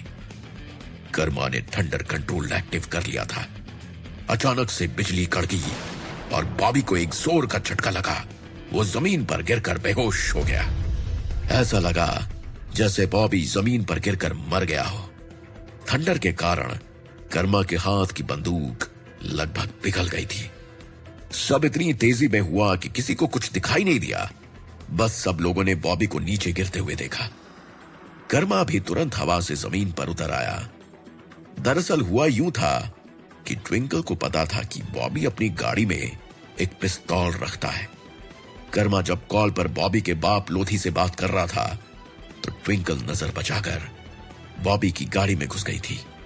शुरू में तो उसे पिस्तौल नहीं मिला, लेकिन अंत तक वो पिस्तौल खोजने में कामयाब हो गई थी। फिर वो सही मौका खोज रही थी कि कब वो बॉबी को पिस्तौल पकड़ा दे। जैसे ही कर्मा ट्विंकल को खोजने के लिए गाड़ी की ओर बढ़ा, ट्विंकल को मौका मिल गया। उसने गाड़ी से पिस्तौल निकालकर बॉबी को पकड़ा दी और इशारे में कहा कि फायर करो। हालांकि लोधी ये करने से मना कर रहा था, लेकिन इसे बॉबी पर ट्विंकल का प्रभाव कहा जाए या फिर बॉबी का कर्मा पर गुस्सा कि बॉबी ने अपने बाप की बात नहीं सुनी और गोली चला दी। उन्हें नहीं पता था कि कर्मा को एक शक्ति मिली हुई थी जिसकी मदद से वो किसी भी मुसीबत के बारे में 3 सेकंड पहले ही जान लेता था। अभी भी वही हुआ। गोली चलने से 3 सेकंड पहले ही साधु बाबा ने कर्मा को बता दिया कि तुम पर गोली चलने वाली है। एकदम से हेडशॉट है। 3 सेकंड कर्मा के लिए बहुत था खुद को संभालने के लिए और दुश्मन पर पलटवार करने के लिए। ट्विंकल और लोधी के लिए तो यह जादू ही था, क्योंकि कर्मा की जगह पर कोई और होता तो उसके बचने की संभावना 0 थी। कर्मा बच गया था, लेकिन गोली चलने की आवाज सुनकर पूरे शांतनु बिहार की स्थिति डाउन हो गई थी। खासकर गेस्ट रूम के छत पर खड़े होकर सब कुछ देखने वाले उसकी फैमिली की स्थिति खराब हो गई थी। कर्मा की मां तो शायद बेहोश हो गई थी। उन्हें लगा कि गोली कर्मा के सिर में लग गई है। कर्मा के ड्राइवर ने बच्चों की आंखें बंद कर दी थी। कर्मा के पिताजी को कर्मा पर भरोसा था, लेकिन सर पर जा रही गोलियों को देखकर किसी का भी दिमाग खराब हो जाए, खासकर उसका जिसके बेटे के सिर पर गोलियां जा रही हो। कर्मा के पिताजी ने देखकर कंफर्म किया कि कर्मा ठीक तो है ना। फिर कर्मा को सुरक्षित देखकर उसके पिताजी उसकी मां को संभालने लगे। ड्राइवर सबसे पहले बच्चों को लेकर नीचे आ गया। हालांकि वो लोग कर्मा को देखना चाहते थे, लेकिन ड्राइवर जबरदस्ती करके उन लोगों को अंदर ले गया। उन लोगों को अंदर पहुंचाकर ड्राइवर फिर से छत पर पहुंचा। कर्मा की मां के चेहरे पर पानी छीटा गया। होश आते ही वो कर्मा कर्मा चिल्लाने लगी। कर्मा के पिताजी ने उन्हें बताया कि कर्मा एकदम सुरक्षित है, लेकिन फिर भी वो खुद से देखकर तसल्ली करना चाहती थी। कर्मा के पिताजी और ड्राइवर दोनों लोगों ने कर्मा की माताजी को सहारा दिया। फिर जब उन्होंने खुद से कर्मा को देखा, तब जाके उनके मन को शांति मिली। ड्राइवर ने कर्मा के पिताजी को इशारा किया। फिर दोनों लोगों ने कर्मा की मां को नीचे चलने को कहा। कर्मा की मां मना करने लगी। फिर कर्मा के पिताजी ने कहा, नीचे चलो नहीं तो बच्चे डर जाएंगे, समझो। लेकिन कर्मा की मां तो एक मां थी। उन्हें सारे बच्चों की चिंता थी। उन्हें बाकी बच्चों की याद आ गई, इसलिए वो उठकर ड्राइवर और कर्मा के पिताजी के साथ नीचे जाने लगी। इधर कर्मा भी दहशत में आ गया था। साधु बाबा ने उसे बचा लिया था, यह अलग बात है, लेकिन कर्मा यह सोचकर ही डर गया था कि अगर साधु बाबा की शक्ति उसके साथ नहीं होती तो क्या होता। कितने भी स्ट्रांग आदमी को जब हेडशॉट पर लिया जाएगा ना, तो उसके मन में दहशत तो पैदा हो ही जाएगी। कर्मा के साथ भी अभी यही हुआ था। बचने को तो वो बच चुका था, लेकिन उसके मन में कुछ देर के लिए ही सही, लेकिन डर बैठ गया था। कर्मा को भी अंदर से लग गया था कि अब तो वो लोधी और उसके बेटे के साथ बहुत बुरा करने वाला है, लेकिन पहले वो खुद उस सदमे से बाहर निकलने की कोशिश कर रहा था। लोधी का बेटा बॉबी बिजली का करंट लगने से जमीन पर गिरकर बेहोश हो गया था। लोधी को भी पता था कि बात अब बहुत आगे बढ़ गई है और अब और आगे बढ़ेगी, लेकिन फिलहाल उसे बस अपने बेटे को बचाने की पड़ी थी। बॉबी का शरीर एकदम ठंडा सा पड़ गया था। कर्मा ने हाल ही में थंडर कंट्रोल शक्ति को अपडेट किया था। थंडर कंट्रोल का पावर बहुत ज्यादा बढ़ गया था। बिजली का एक मजबूत झटका बॉबी को लगा था। उसके होठ नीले पड़ गए थे। लोधी की आंखों से आंसू बह रहे थे। वो अपने बेटे को जोर जोर से हिला रहा था, लेकिन उसका बेटा हिल नहीं रहा था। अचानक लोधी को एम्बुलेंस की याद आई। वो जोर जोर से एम्बुलेंस एम्बुलेंस चिल्लाने लगा।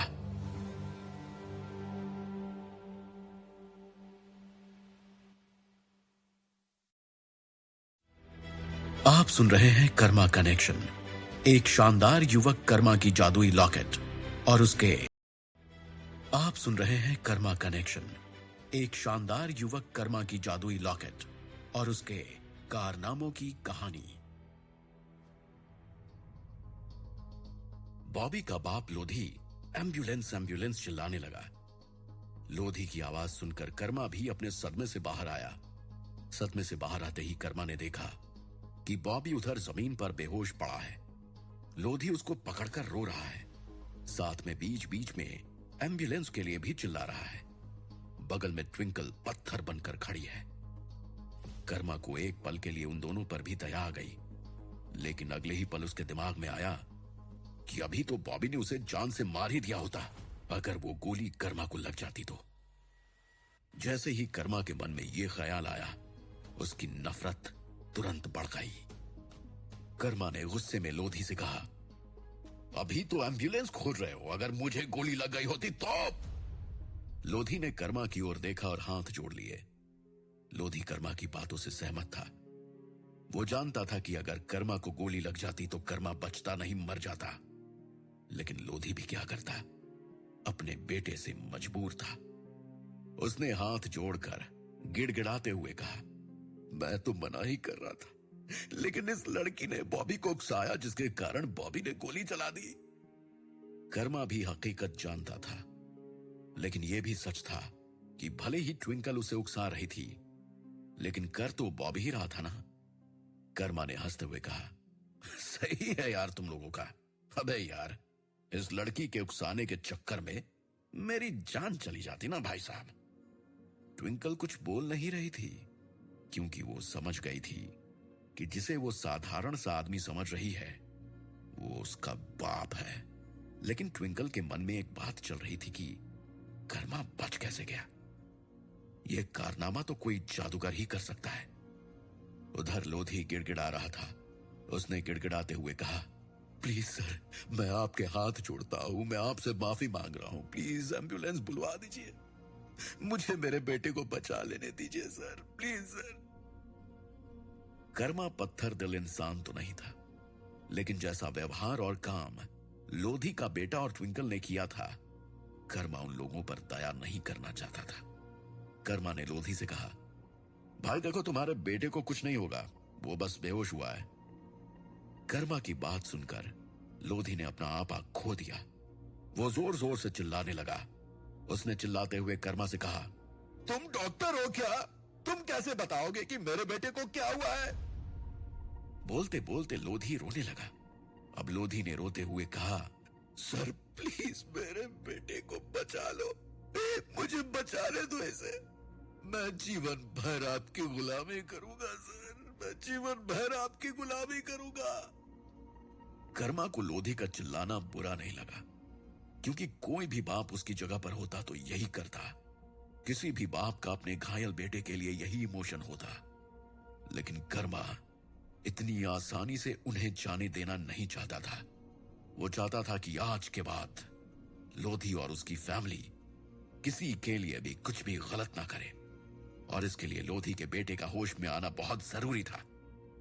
कर्मा आगे बढ़ा और साधु बाबा को याद करके बॉबी के मुंह पर धीरे धीरे 2 थप्पड़ लगा दिए। कर्मा के थप्पड़ लगाते ही बॉबी ने आंखें खोल दी। बॉबी की आंखें खोलते ही लोधी उसे गले लगाकर रोने लगा। कर्मा सोचने लगा कि लोधी कितना इमोशनल हो रहा है। काश कि इतना इमोशनल ये लोग कोई पाप या जुर्म करने से पहले हुए होते। बॉबी भी पापा पापा करने लगा था। कर्मा अब श्योर था कि जो बात वो बोलेगा अब बॉबी भी उसे सुनेगा। कर्मा ने लोधी से कहा, कुछ नहीं होगा तुम्हारे बेटे को। हाँ, डॉक्टर से दिखाने की जरूरत तो है, लेकिन इससे पहले अपने मन से और अपने बेटे से पूछो कि जितनी तकलीफ तुम्हें हो रही है, ऐसी तकलीफ किसी और को होती होगी कि नहीं। कर्मा की बातों से लोधी और उसका बेटा दोनों सहमत थे, लेकिन अब वो कर ही क्या सकते थे। गलती तो उन्होंने कर ही दी थी। लोधी ने कर्मा के आगे हाथ जोड़कर कहा, हमसे गलती हो गई है कर्मा, हम लोगों से बहुत बड़ी गलती हो गई है, प्लीज हमें माफ कर दो। कर्मा उन्हें इतनी आसानी से कैसे माफ कर देता। कर्मा ने लोधी से कहा, ऐसे कैसे माफ कर दूं? मैं मरते मरते बचा हूं। अगर बॉबी को मरते मरते बचना है तो मेरा एक काम करना पड़ेगा। लोधी कर्मा के प्रस्ताव को सुनकर जैसे टूट गया। वो मन ही मन सोचने लगा कि कितना क्रूर आदमी है कर्मा। एक लड़का मर रहा है और ये सौदा कर रहा है। लेकिन लोधी कर भी क्या सकता था, मजबूर था। उसने कर्मा से कहा, कर्मा मेरा बेटा काम करने की स्थिति में नहीं है। आप चाहे तो मुझे बुलाएं, जहां बुलाएंगे हम वहां चले आएंगे, लेकिन अभी मेरे बेटे को हॉस्पिटल ले जाने दीजिए प्लीज। कर्मा जानता था कि लोधी के बेटे को कुछ नहीं होगा, इसलिए वो चाहता था कि लोधी के बेटे को सबक सिखाकर ही छोड़े, ताकि भविष्य में वो ऐसी गलती दोबारा ना करे। कर्मा ने लोधी से कहा, लोधी मेरी बात ध्यान से सुनो। तुम्हारे बेटे ने मुझसे झगड़ा भी इसी लड़की की वजह से किया है, और मुझ पर गोली भी इसके कहने पर ही चलाई है। इस लड़की के पास प्लॉट बी के 3% शेयर्स हैं। अपने बेटे से कहो कि इस लड़की को कन्विंस करे कि वो शेयर्स ये लड़की कंपनी को वापस लौटा दे। लोधी पर जैसे आसमान टूट पड़ा था। आज से पहले वो कभी ऐसी स्थिति में नहीं पड़ा था। लोधी को लग रहा था कि कर्मा न जाने किस जन्म का उससे बदला ले रहा है। लोधी ने मुंह बनाकर कहा, मेरा बेटा यहां जिंदगी और मौत से लड़ रहा है और तुम्हें अपने शेयर्स की पड़ी है। इतने बुरे मत बनो कर्मा। कर्मा तो अपनी धुन का पक्का आदमी था। उसने सोच लिया था कि कुछ भी हो जाए, आज बॉबी को बिना सबक सिखाए नहीं जाने देगा। कर्मा ने कह दिया कि अगर तुम लोगों को यहां से बाहर जाना है तो मुझे इस लड़की के शेयर्स दे दो और चले जाओ। वैसे हमेशा से लोग यही कहते आए हैं कि जब भी बच्चों पर कोई मुसीबत पड़ती है तो उनके मां बाप योद्धा बन जाते हैं। बॉबी का पिता लोधी भी योद्धा हो गया था। उसने कर्मा से कहा, फिलहाल मेरे बेटे को इलाज की जरूरत है, या तो तुम मुझे यहां से जाने दो या फिर मैं पुलिस को यहां बुलाऊंगा। कर्मा लोधी के इमोशन की कद्र करता था, लेकिन वो भी अपने गुस्से और अपनी जिद से विवश था। उसने लोधी से कहा, अच्छी बात है, बुलाओ पुलिस को। यहां कई सारे सीसीटीवी कैमरे हैं। पुलिस उन कैमरों को देखेगी, फिर तुम्हारे बेटे से पूछेगी कि बेटे आपके पास पिस्तौल कहां से आई। बुला लो पुलिस को, बुला लो। लोधी हर जगह से फंस चुका था। कर्मा के इस दांव का उसके पास भी कोई तोड़ नहीं था, कोई जवाब नहीं था। लोधी अब समय बर्बाद करना नहीं चाहता था। उसने ट्विंकल से कहा, बेटी तुम अपने शेयर्स इसकी कंपनी को वापस कर दो प्लीज बेटी, मेरे बेटे की जान का सवाल है। लोधी ट्विंकल के सामने हाथ जोड़कर खड़ा था। कर्मा जानता था कि अगले क्षण क्या होने वाला है। ट्विंकल ने बहुत ही गंदा सा मुंह बनाया और शेयर्स देने से साफ साफ इनकार कर दिया। लोधी को काटो तो खून नहीं। उसे लगा था कि जिसके कारण उसके बेटे की यह हालत हुई है, वो उसके बेटे के लिए अपने शेयर्स लौटाने से इनकार नहीं करेगी। लोधी ने उस लड़की से कहा, मैं तुम्हें उन शेयर्स की मुंह मांगी कीमत दूंगा। तुम कहो तो तुम्हें 2 गुना 3 गुना कीमत दूंगा मैं। लोधी की बातों का ट्विंकल पर कोई असर नहीं हुआ। वो कुछ रिएक्ट ही नहीं कर रही थी। लोधी को अब गुस्सा आ रहा था। उसने अपने बेटे को झंझोरते हुए कहा, तू इसके लिए यहां आया था? इसके लिए? अब बोल इससे, अब बोल कि ये बचा ले तुझे। बोल, बोलना, बोल। बॉबी कुछ नहीं बोल रहा था। उसे अपनी गलती का एहसास हो गया था शायद। उसने ट्विंकल की ओर बहुत ही उम्मीद भरी नजरों से देखा, जैसे वो कह रहा हो कि प्लीज ट्विंकल, मेरी जान बचा लो, शेयर्स वापस कर दो। लेकिन ट्विंकल के चेहरे का एक्सप्रेशन तक नहीं बदला। बॉबी की आंखों से आंसू बहने लगे। लोधी ने जब देखा कि वो लड़की कुछ रिएक्ट और रिस्पॉन्स नहीं कर रही है, तो उसने कर्मा से कहा, सर आप इसके शेयर छोड़िए ना, मैं आपको इसके शेयर से 2 गुना दाम दूंगा। कर्मा को पैसों में इंटरेस्ट ही नहीं था। उसे तो उस लड़की के शेयर्स ही चाहिए थे। कर्मा ने साफ साफ शब्दों में कह दिया, मिस्टर लोधी, आप बोलो आपको कितने पैसे चाहिए? मुझे पैसे नहीं, मुझे इस लड़की के शेयर चाहिए। लोधी विवश हो गया। उसके पास कोई ऑप्शन नहीं था। उसने ट्विंकल से कहा, ट्विंकल बेटा प्लीज अपने शेयर्स कर्मा को दे दो। ट्विंकल बहुत ही मतलबी लड़की थी। उसने फिर से बहुत ही गंदा सा मुंह बनाया। उसने लोधी से कहा, मुझे वो नौकरी फिर से उन्हीं शेयर्स के भरोसे मिल सकती है और मुझे वो नौकरी किसी भी कीमत पर चाहिए, इसलिए मैं ये शेयर्स किसी को नहीं दूंगी। लोधी का मन तो कर रहा था कि वो अभी उठे और उस ट्विंकल की हत्या कर दे, लेकिन वो अपने गुस्से को कंट्रोल कर रहा था। उसे लग रहा था कि ये लड़की तो उस कर्मा से भी बड़ी पत्थर दिल है। लोधी ने उस लड़की से कहा, अरे मैं तुम्हें उस शेयर्स के डबल पैसे दूंगा। तुम चाहो तो उससे किसी दूसरी कंपनी के शेयर्स खरीद लेना, लेकिन प्लीज मेरे बच्चे के लिए शेयर्स इस आदमी को दे दो। उस लड़की पर कोई असर नहीं हो रहा था। वो पत्थर बनकर खड़ी रही। उसने तय कर लिया था कि चाहे जो हो जाए, लेकिन वो शेयर्स किसी को नहीं देगी। लोधी ने देखा कि ट्विंकल कुछ नहीं बोल रही है, तो उसका दिमाग खराब हो गया। उसने चिल्लाते हुए ट्विंकल से कहा, तू लड़की है या पत्थर है? तेरे कारण ही मेरा बेटा आज इस हाल में है और तुझे अपनी नौकरी की पड़ी है, अपने शेयर्स की पड़ी है। लोधी पागलों जैसी हरकतें करने लगा। लोधी जोर जोर से अपना सर पीटने लगा। उसने अपना सर पीटते पीटते कर्मा से कहा, कर्मा यार तुम मुझसे मेरी जान ले लो, मेरे पैसे ले लो, उससे भी ना हो तो मेरी पूरी प्रॉपर्टी ले लो, लेकिन मेरे बेटे को हॉस्पिटल जाने दो, मेरे बेटे को हॉस्पिटल जाने दो कर्मा। कर्मा ने गहरी सांस ली और लोधी से कहा, तुम ये सब छोड़ो, ये बताओ कि अगर बॉबी की गोली मुझे लग गई होती तो सिर्फ मैं ही मरता क्या? इसकी जिंदगी भी तो बर्बाद हो जाती, ये जेल चला जाता। लोधी कर्मा की बातों से सहमत था। वो सब कुछ समझ और देख रहा था। उसे अब बॉबी पर भयंकर गुस्सा आ रहा था। उसने रोते रोते अपने बेटे को 2-4 तमाचे मार दिए। अपने बेटे को तमाचे मारते वक्त वो चीख रहा था, अब बता बॉबी क्या करूं मैं, कैसे हॉस्पिटल ले जाऊं तुझे? जिसके साथ तूने बुरा किया वो तुझे हॉस्पिटल बिना शेयर्स के जाने नहीं देगा, और जिसके लिए तू इतना बुरा बनाना वो तेरे लिए अपने शेयर्स नहीं देगी। बता मैं क्या करूं, बता मैं क्या करूं? बॉबी की आंखों से आंसू बह रहे थे।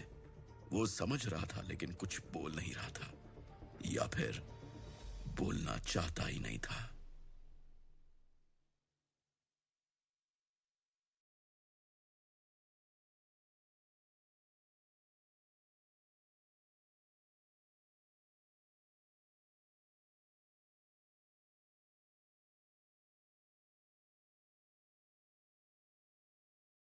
आप सुन रहे हैं कर्मा कनेक्शन, एक शानदार युवक कर्मा की जादुई लॉकेट। और उसके कारनामों की कहानी। लोधी अपने बेटे से सवाल पूछ रहा था। लोधी को अपने बेटे पर गुस्सा आ रहा था कि उसने किसी और के लिए अपनी जिंदगी क्यों दांव पर लगाई। बॉबी भी अपने किए पर पछता रहा था। बॉबी ना ही ट्विंकल से कुछ कह रहा था और ना ही अपने पिता के सवालों का जवाब दे रहा था। बॉबी का मन और दिमाग सब काट का हो गया था। उसके पास कहने के लिए कुछ नहीं था। उसकी आंखों से आंसू बह रहे थे। लोधी ने ट्विंकल के सामने फिर से रिक्वेस्ट की कि ट्विंकल बेटा, प्लीज मेरे बेटे के लिए मान जाओ। लोधी भले ही बहुत गंदा आदमी था, लेकिन फिलहाल उसके अंदर का बाप रो रहा था। उसके अंदर का बाप अपने बेटे के जीवन की भीख मांग रहा था। लेकिन बेशर्म ट्विंकल को सिर्फ अपना स्वार्थ दिख रहा था। वो टस से मस नहीं हुई। कर्मा ने तय कर लिया था कि ट्विंकल के साथ क्या करना है। उसने अपने फोन के नोटबुक में लिख लिया कि ट्विंकल के पास कंपनी का 10 रुपए का भी शेयर नहीं होगा। बेचारे लोधी को कुछ सूझ नहीं रहा था कि वो क्या करे। एक तरफ कर्मा था जो जरा भी गलत नहीं था। उसकी मांग को लोधी गलत नहीं कह सकता था। एक तरफ ये लड़की थी जिसकी वजह से उसका बेटा आज मौत की कगार पर खड़ा है, लेकिन उस लड़की को जरा भी नहीं पड़ी है। लोधी ने कर्मा से कहा, कर्मा सर, ये लड़की नहीं मानेगी। सब आपके हाथ में है सर। या तो मेरे लड़के को मरने दीजिए या फिर बचा लीजिए। अगर आप कहे तो मैं अपने अकाउंट के सारे पैसे आपको दे दूंगा। कर्मा को उसके अकाउंट के पैसे नहीं चाहिए थे। कर्मा ने तुरंत कहा, मुझसे कुछ मत कहिए मिस्टर लोधी। ये बात अपने बेटे को समझाइए। सिर्फ पैसे कमाकर अपने बच्चों को दे देने से जिम्मेदारी पूरी नहीं हो जाती। एक अच्छी परवरिश देनी पड़ती है। ले जाइए अपने बेटे को और समझाइए कि बिना इंसान को पहचाने कुछ भी ऐसा ना करे जिससे वो खुद मुसीबत में पड़ जाए। लोधी के पास शब्द नहीं थे। उसने एक दफा कर्मा को देखा और एक दफा अपने बेटे को। उसके बेटे की आंखों से आंसू बह रहे थे। शायद उसे रिग्रेट हो रहा था। लोधी ने अपने बेटे से कहा, बेटा, अगर तुम में जरा भी इंसानियत होगी ना तो तू कर्मा सर की बातें कभी नहीं भूलेगा, वरना इस तरह की बेकार की हरकतें करने वालों का क्या होता है तुम समझ ही रहे होगे। लोधी का बेटा अब भी चुप रहा। वो सब कुछ सुन रहा था, सब कुछ, लेकिन कुछ बोल नहीं रहा था।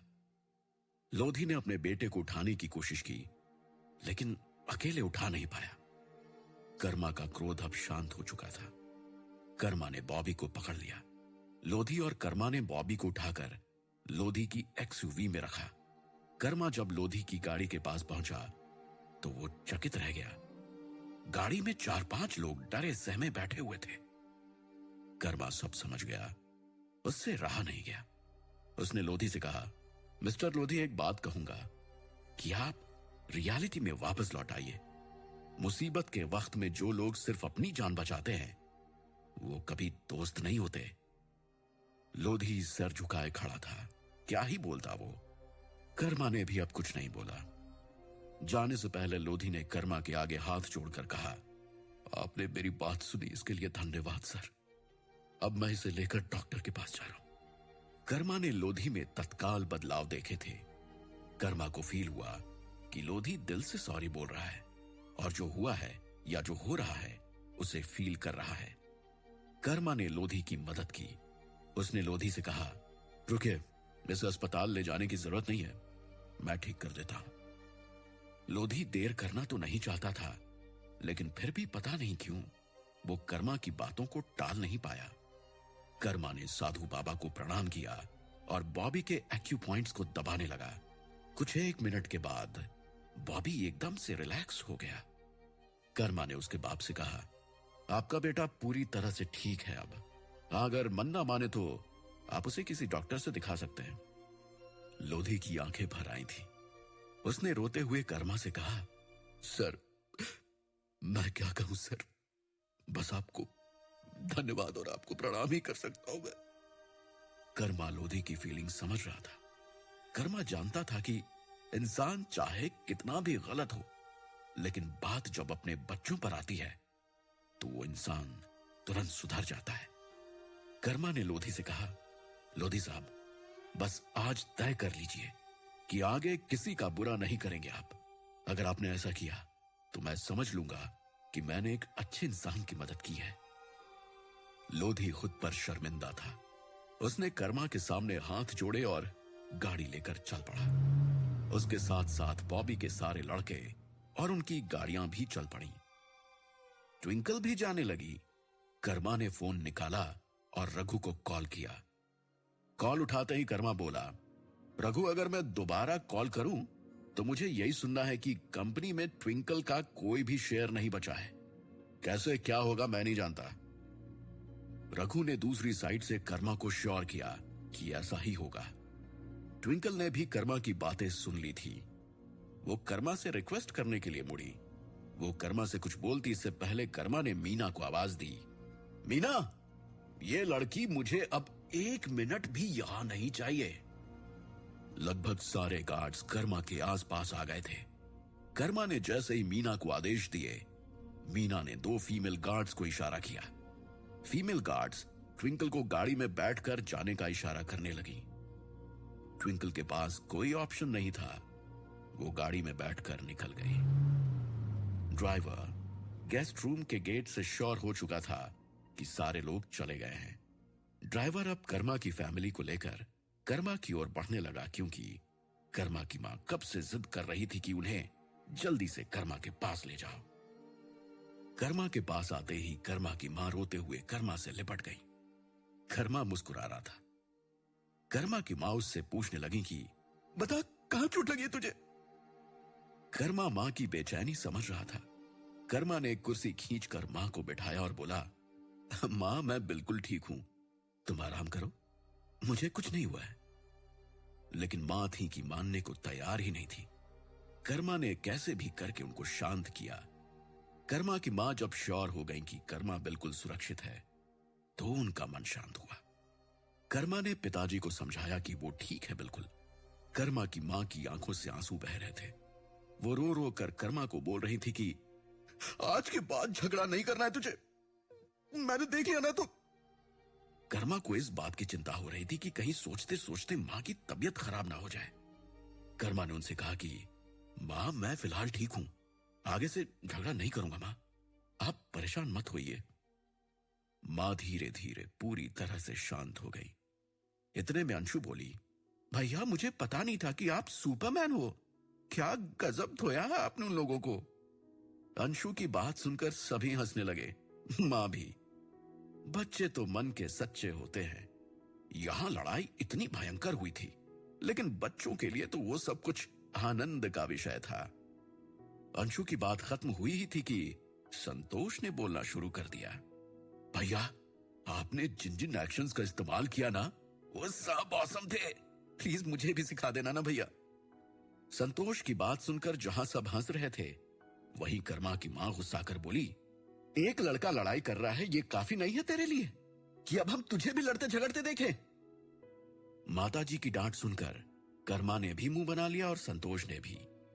कर्मा के पिताजी मजे ले रहे थे कि चलो दोनों को डांट पड़ी है, लेकिन कर्मा ने इशारों इशारों में संतोष से कह दिया कि वो उसे सब सिखा देगा। कर्मा के इशारों से संतोष बहुत खुश हुआ। उधर कर्मा के पिताजी कर्मा से कुछ कहना चाहते थे। कर्मा ने पिताजी की गंभीरता को समझ लिया। उसने पिताजी से पूछा, क्या बात है भाऊजी, आप उदास क्यों लग रहे हैं?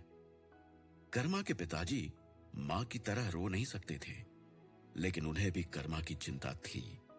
उन्होंने कर्मा से कहा, बेटा, जो भी करना जरा सावधान रहना। आज जो उस लड़के ने किया था, भगवान ना करे तुझे कुछ हो जाता तो हम सबका क्या होता बेटा। कर्मा पिताजी की बातों में छिपी गहराई को समझ रहा था, लेकिन कर्मा यह भी नहीं चाहता था कि उसके पिताजी चिंता करके परेशान हो। कर्मा ने पिताजी से कहा, पिताजी, आप इतना क्यों सोचते हैं? जब तक आपका आशीर्वाद मेरे साथ है, कोई गोली बंदूक कुछ भी मुझे नहीं मार सकता। आप बेकार में चिंता कर रहे हैं पिताजी। कर्मा के पिताजी समझ रहे थे कि उनका बेटा उन्हें सांत्वना दे रहा है। कर्मा के पिताजी ने बस इतना कहा, बेटा, तू अपना ख्याल रखा कर। कर्मा ने अपने पिताजी के हाथ पर हाथ रखा और हां में गर्दन हिला दिया। कर्मा चाहता था कि अब इस सेंटी माहौल को बदला जाए। कर्मा ताली बजाते हुए ऊंची आवाज में बोला, सभी लोग सुनिए, अब हम लोगों को वो काम करना है जिसके लिए हम लोग यहां आए हैं, लेकिन उससे पहले एक जरूरी काम है। सभी लोग ये बात समझ रहे थे कि कर्मा सबका ध्यान बांटना चाह रहा है, लेकिन कर्मा ने एक जरूरी काम कहकर सबका ध्यान अपनी ओर खींच लिया था। अंशु ने तुरंत पूछा, कौन सा जरूरी काम भैया? कर्मा ने एक गहरी सांस ली और बोला, आज से ट्विंकल को हमने यहां से आजाद किया। कर्मा की बात कंप्लीट हुई नहीं कि सबने पीछे से हाँ कहा। कर्मा ने अपनी बात आगे बढ़ाई, अब जबकि वो आजाद हो गई है तो कोई ना कोई उसकी जिम्मेदारी तो लेगा ना। अब सबको ऑलमोस्ट समझ आ गया कि यहां क्या होने वाला है। कर्मा ने मीना की ओर देखा और बड़े प्यार से बोला, तो मिस मीना, आज से आप इन दोनों प्लॉट्स की चीफ केयर टेकर हुई। Wish you a bright future. Karma ने अपनी बात पूरी की और ताली बजने लगी। उन सभी की तालियों में कर्मा की तालियां भी जुड़ गईं। मीना को कुछ समझ नहीं आ रहा था कि वो क्या बोले, क्योंकि चीफ केयर टेकर एक बड़ा रैंक था।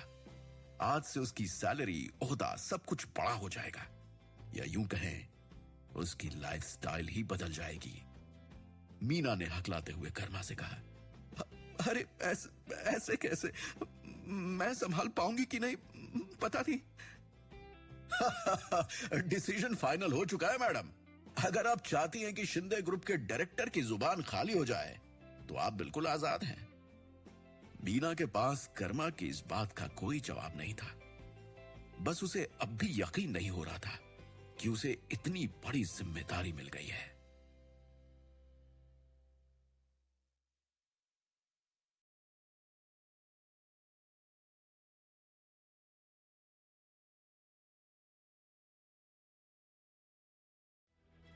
आप सुन रहे हैं कर्मा कनेक्शन, एक शानदार युवक कर्मा की जादुई लॉकेट और उसके कारनामों की कहानी।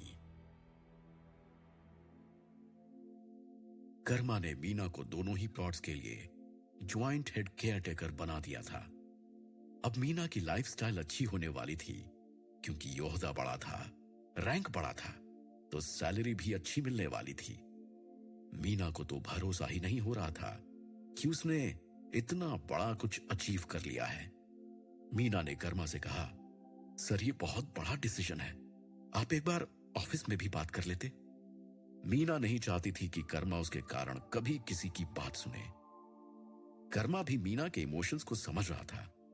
कर्मा ने हंसते हुए कहा, अरे लेकिन क्यों, क्या आपको अब भी यकीन नहीं है कि मैं अपने ऑफिस में कौन सा ओहदा रखता हूं? सब हंसने लगे। मीना तो बस खुश थी। मीना की आंखें भीगने लगी थीं। कर्मा देख रहा था कि मीना इमोशनल हो रही है। तभी कर्मा के पिताजी बोल पड़े, कर्मा बेटे, मीना बहुत अच्छा विकल्प है, बहुत सही फैसला लिया है तुमने। कर्मा मुस्कुराने लगा। मीना आंखों में पानी लेकर कर्मा से बस थैंक यू कर्मा इतना बोल पाई। कर्मा नहीं चाहता था कि मीना इससे ज्यादा इमोशनल हो। उसने मीना से कहा, अरे मीना, अब जब तुमने पद संभाल लिया है तो अभी से काम पर लग जाओ।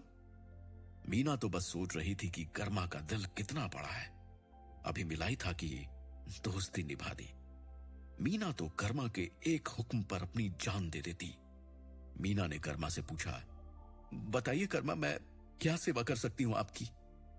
फिर से सब मुस्कुराने लगे।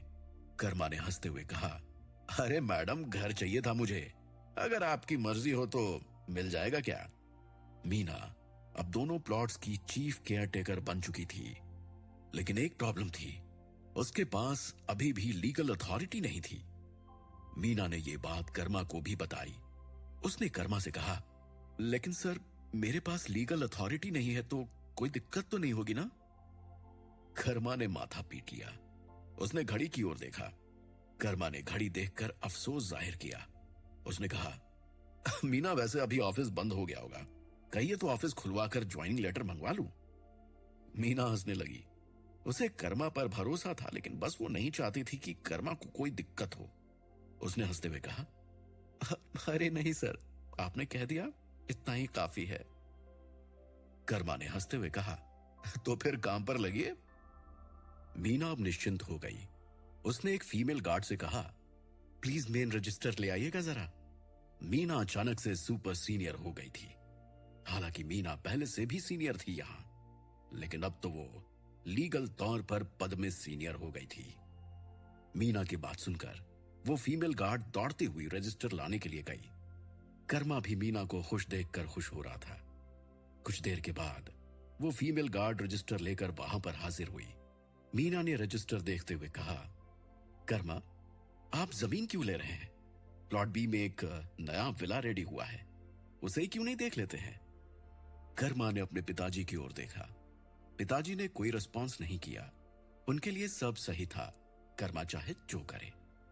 फिर कर्मा ने खुद ही कुछ मिनट तक सोचा और फिर तय किया कि ठीक है, विला ही देख लेते हैं।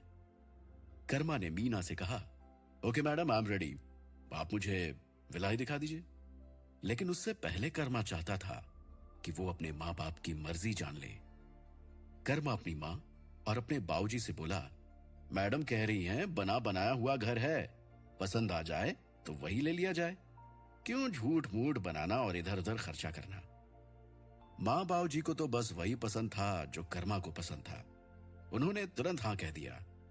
कर्मा ने मीना से पूछा, अच्छा मीना, एक बात बताओ, इसमें वो सारी सुविधाएं मेंशन होंगी जो हमें उस विला में मिलने वाली हैं? मीना ने मुस्कुराते हुए रजिस्टर देखा और फिर हंसती हुई बोली, हाँ कर्मा, ऑलमोस्ट यहां पर मेंशन है सारी चीजें। आप बताइए, मैं मैच करा लेती हूं। कर्मा अपने माँ बाप के लिए ही घर ले रहा था, तो पहले उसने माँ बाप की इच्छा के बारे में सोचा। उसने मीना से कहा, देखो मीना, मुझे फॉर्मल रिक्वायरमेंट्स के अलावा एक योगा हॉल भी चाहिए होगा, एक झूले के लिए बढ़िया सा स्पेस भी चाहिए होगा, 2 कार पार्किंग और एक पेट हाउस भी चाहिए। साथ में एक स्विमिंग पूल भी होना जरूरी है। स्विमिंग पूल के नाम पर बच्चा पार्टी जोर से चिल्लाई। उन सब ने कर्मा को सपोर्ट किया क्योंकि बच्चों को स्विमिंग पूल बहुत पसंद होता है। अंशु ने तुरंत अपनी इच्छा बता दी। उसने कर्मा से कहा, भैया मुझे अब पैसे भी चाहिए ताकि मैं अच्छा सा स्विमिंग सूट खरीद लाऊं। अंशु की बातों में बाकी के बच्चों ने अपनी हाँ मिला दी। इसका मतलब यह था कि उन्हें भी स्विमिंग सूट चाहिए था। कर्मा हंसते हुए चिल्लाया, अरे बदमाशों, पहले घर तो मिल जाने दो। सब हंसने लगे। कर्मा के पिताजी बहुत ही ज्यादा खुश और भावुक हो रहे थे क्योंकि कभी उनका भी सपना हुआ करता था कि वो अपने गांव के अलावा कहीं और भी घर जरूर खरीदेंगे, लेकिन परिस्थितियां ऐसी रहीं कि वो कभी ऐसा कर नहीं पाए। आज उनका बेटा उनकी आंखों के सामने उनका सपना पूरा कर रहा था। कर्मा के पिताजी बहुत ज्यादा खुश थे। कर्मा जानबूझकर उनकी ओर नहीं देख रहा था क्योंकि वो जानता था कि उसके पिताजी अभी भावुक होंगे। अगर वो उनकी ओर देखेगा तो वो भी रोने लगेगा। मीना ने रजिस्टर पलटते हुए कहा, कर्मा, विला में 2 लिविंग एरियाज होंगे, या यूं कहें तो विला का लिविंग एरिया 2 हिस्सों में बटा होगा। कर्मा को इससे बेहतर ऑप्शन क्या ही मिल सकता था। उसने सोचा कि एक लिविंग एरिया में फैमिली रहेगी और एक लिविंग एरिया में श्रुति रह लेगी। कर्मा ने मां से कहा, मां, चाचा चाची यहां रहे या ना रहे, लेकिन बच्चे यही रहेंगे पढ़ने के लिए। मौसी को भी रिक्वेस्ट करना कि वो भी यहां शिफ्ट हो जाएं क्योंकि अंशु के बिना उनका मन नहीं लगेगा। मां को तो सब मंजूर था। उनके लिए तो जैसे कोई बहुत बड़ी बात हो रही हो। दिल्ली में घर नहीं, विला। उन्हें तो इस घर का नाम लेने में भी दिक्कत होगी। मां कुछ बोली नहीं, उन्होंने बस हां में सिर हिला दिया। मीना भी फैमिली के इमोशंस को समझ रही थी, इसलिए वो चाहती थी कि जल्द से जल्द सब इधर उधर घूम ले ताकि ये इमोशनल उठापटक दूर हो सके। मीना ने कर्मा से कहा, कर्मा, अब अगर आप लोग कहो तो मैं आप लोगों को एक बार विजिट भी करा दूं। विला की फिनिशिंग बाकी है, लेकिन आप लोग देख सकते हैं। इससे अच्छी बात क्या हो सकती थी। कर्मा ने अपने पेरेंट्स से पूछा। उन लोगों ने सहमति दे दी। फिर क्या था, कर्मा और पूरी फैमिली चल पड़े विला को देखने के लिए। बच्चे तो जैसे चहक रहे थे। मां बाबूजी भावुक भी थे और खुश भी थे। सारे लोग कर्मा के साथ अच्छा रिस्पॉन्स और बढ़िया बिहेव कर रहे थे। सारे लोग प्लॉट बी के वीआईपी एरिया में पहुंचे। सबसे पहले अंशु चिल्लाई, वाह भैया, हम लोग इस घर में रहने वाले हैं। कर्मा हंसने लगा। उसने हंसते हुए कहा, चुहिया ये तेरा ही घर है। फिर क्या था, तीनों बच्चे पूरे विला को दौड़ दौड़ कर देखने लगे। कर्मा भी डर रहा था कि बच्चे कहीं फिसल ना जाएं। वो जोर से चिल्लाया, अरे देखना सब, गिरना नहीं। फिर मीना कर्मा और उसके पेरेंट को घूम घूम कर विला दिखाने लगी। कर्मा विला के लोकेशन से लेकर उसमें मिल रही सुविधाएं, हर चीज से खुश था। सबसे अच्छी बात थी कि उसमें सब कुछ अपडेटेड वर्जन की चीजें लगी हुई थी। कर्मा के माँ बाप के लिए उनकी सोच से कहीं ज्यादा था ये सब। दूसरे फ्लोर पर जाते ही मीना ने कर्मा से कहा, सर यहां आपको एक सरप्राइज मिलेगा। कर्मा ने आंखें घुमाई कि आखिर ऐसा कौन सा सरप्राइज है। मीना ने एक बड़े से हॉल की ओर इशारा करते हुए कहा, सर ये दोनों लिविंग एरिया में आपको एक म्यूजिकल हॉल मिलेगा। कर्मा का मिजाज खुश हो गया। उसने मीना से कहा, इट्स ऑसम मीना, इस विला की सबसे शानदार चीज तुमने मुझे दिखा दी। कर्मा की माताजी को सब कुछ समझ में नहीं आया। उन्होंने पूछा, इसमें क्या होता है? कर्मा कुछ बोलता, इससे पहले कर्मा के पिताजी हंसते हुए बोले, अरे इसमें संगीत बजेगा, हारमोनियम, तबला, सब कुछ। कर्मा की माताजी हंसने लगी। उन्होंने हंसते हुए कहा, ये सब का क्या जरूरत है, कौन करेगा ये सब, झुट्टो के बहुत ज्यादा खर्च हो जाएगा। कर्मा डर भी रहा था कि कहीं माताजी एक बार में सारा खेल ही ना बिगाड़ दे कि इतने पैसों का घर नहीं लेना है। कर्मा ने मीना की ओर इशारा करते हुए कहा, अरे माँ ये फ्री में मिलता है ताकि बच्चे गाना बजाना सीख सके। माँ को दाल में काला तो लग रहा था, लेकिन कर्मा की बातों से उनका मन थोड़ा शांत हुआ। तभी बच्चे भी वहां दौड़ते हुए आ गए। छुटकी दूर से ही चिल्लाई, कर्मा भैया ये तो एकदम से फिल्मों वाले घर जैसा है, सारे हीरो हीरोइन ऐसे ही घर में तो रहते हैं। छुटकी की बात सुनकर सब हंसने लगे। कर्मा ने छुटकी का नाक पकड़ते हुए कहा, अरे तू भी तो हीरोइन है, अब तू हीरोइन है तो ऐसे ही घर में रहेगी ना। कर्मा की बात पर सारे बच्चे हंसने लगे और फिर घर का दूसरा हिस्सा घूमने चले गए। इधर मीना कर्मा और उसके पेरेंट्स को घूम घूम कर पूरा विला घुमाने लगी। कर्मा की माताजी अब घूमते घूमते थक गई थी। कर्मा तुझे और घूमना है क्या? अगर घूमना है तो अपने पिताजी को लेकर जा, मैं न जाने वाली अब कहीं। कर्मा की माँ की बात खत्म भी नहीं हुई थी कि उसके पिताजी चिल्ला पड़े, अरे मेरे पैर में स्प्रिंग लगा हुआ है क्या? अब और कितना देखना है बेटा, सब ठीक है, अच्छा लगा मुझे। ये कहकर वो भी कर्मा की माँ के बगल में बैठ गए। कर्मा भी वहीं अपने माता पिता के बगल में बैठ गया। कर्मा ने अपने पेरेंट्स से प्यार से पूछा, माँ बाबूजी आप लोग खुश तो है ना? कर्मा की माताजी ने मुस्कुराते हुए हाँ में सिर हिलाया, लेकिन कर्मा के पिताजी आंखों में आंसू लेकर कर्मा का सिर सहलाते हुए बोले, जीते रहो बेटे, जीते रहो। दुनिया के सारे बेटे तुम्हारे जैसे हो और दुनिया के सारे माँ बाप की किस्मत हमारे जैसी हो। एक छोटे से वाक्य में कर्मा के पिताजी ने भावनाओं का ग्रंथ कह दिया था, क्योंकि सपनों की कीमत वही जानता है जिसके सपने अधूरे रह गए हो। कर्मा कुछ नहीं बोला, वो बस बाऊजी के दुलार को महसूस कर रहा था। मीना ने फिर से इस इमोशनल सीन को हल्का किया। उसने कर्मा से पूछा, सर पेपर वर्क के लिए फाइनल किया जाए ना? कर्मा ने हाँ में सिर हिलाया। मीना ने पूछा, सर पेपर वर्क किसके नाम से होगा?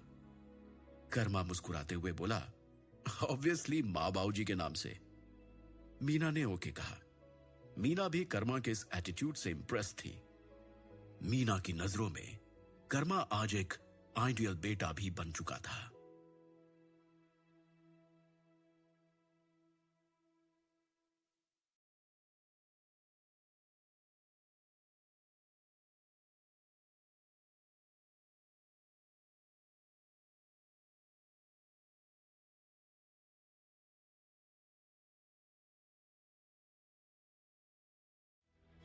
आप सुन रहे हैं कर्मा कनेक्शन, एक शानदार युवक कर्मा की जादुई लॉकेट और उसके कारनामों की कहानी।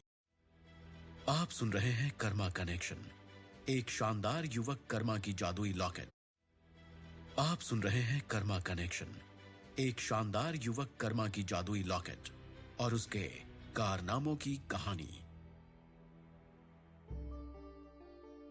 अचानक से कर्मा को ध्यान आया कि बहुत दिन हो गए, लेकिन साधु बाबा ने उसे कोई पॉइंट नहीं दिया है, ना ही अब तक कोई इनाम।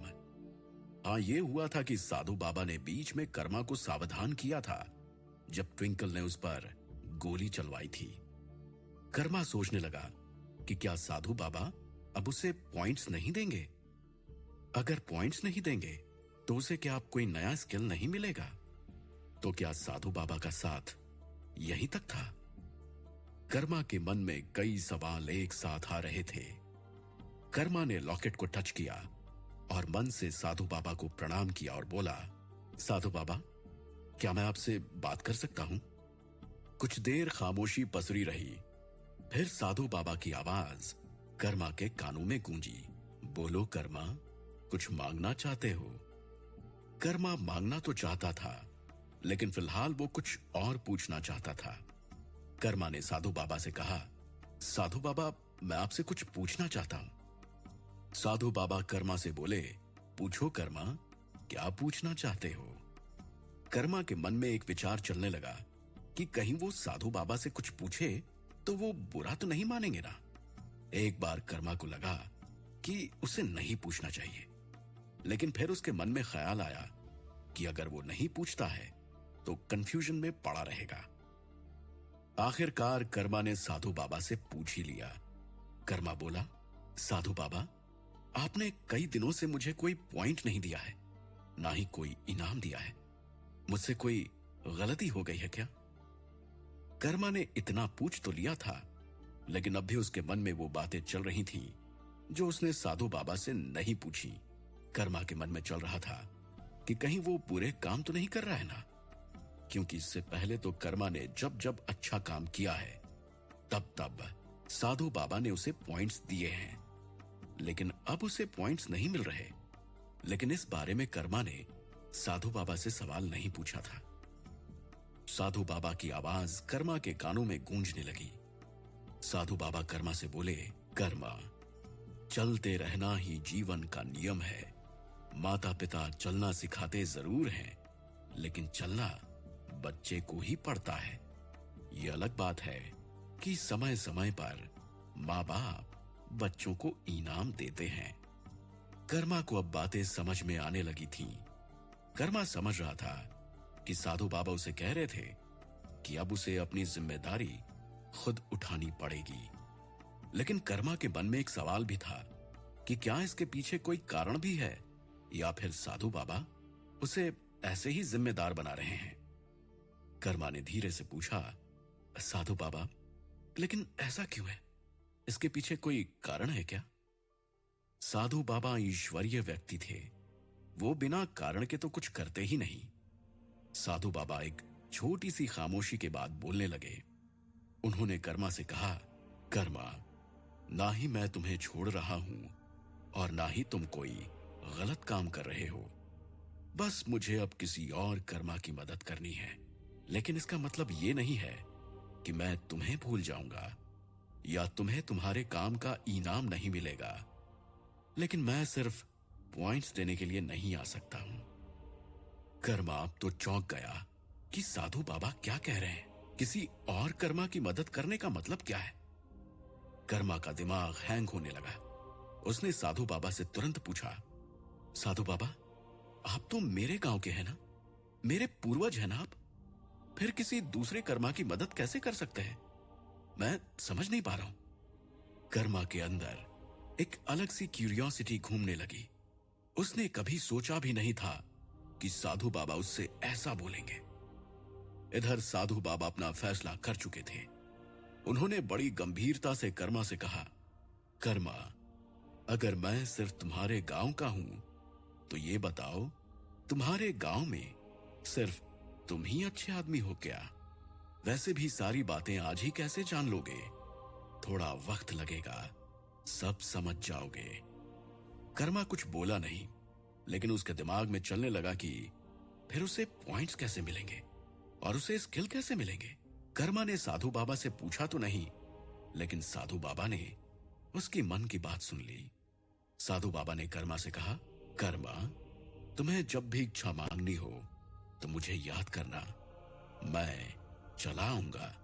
फिर तुम्हारे अच्छे कर्म और उससे मिले अंक के आधार पर तुम्हें स्किल्स दिए जाएंगे।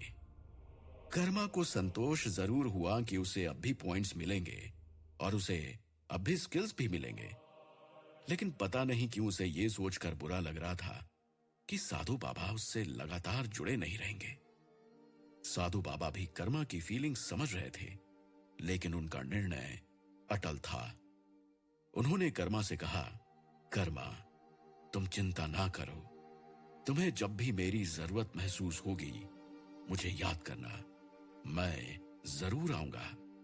बस ये याद रखना कि इंसानियत के लिए ही तुम्हें हर एक काम करना होगा। कर्मा की आंखों में पानी था। कर्मा ने बस हां में सिर हिला दिया। शायद साधु बाबा भी भावुक हो रहे होंगे, लेकिन वो अपनी भावनाएं दिखा नहीं सकते थे।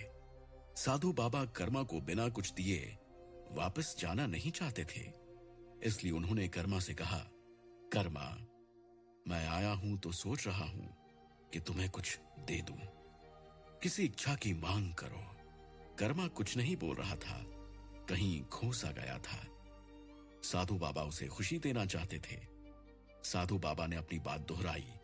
उन्होंने कर्मा से कहा, उदास ना हो कर्मा, कोई इच्छा मांग लो, कोई स्किल मांग लो। कर्मा का ध्यान टूटा।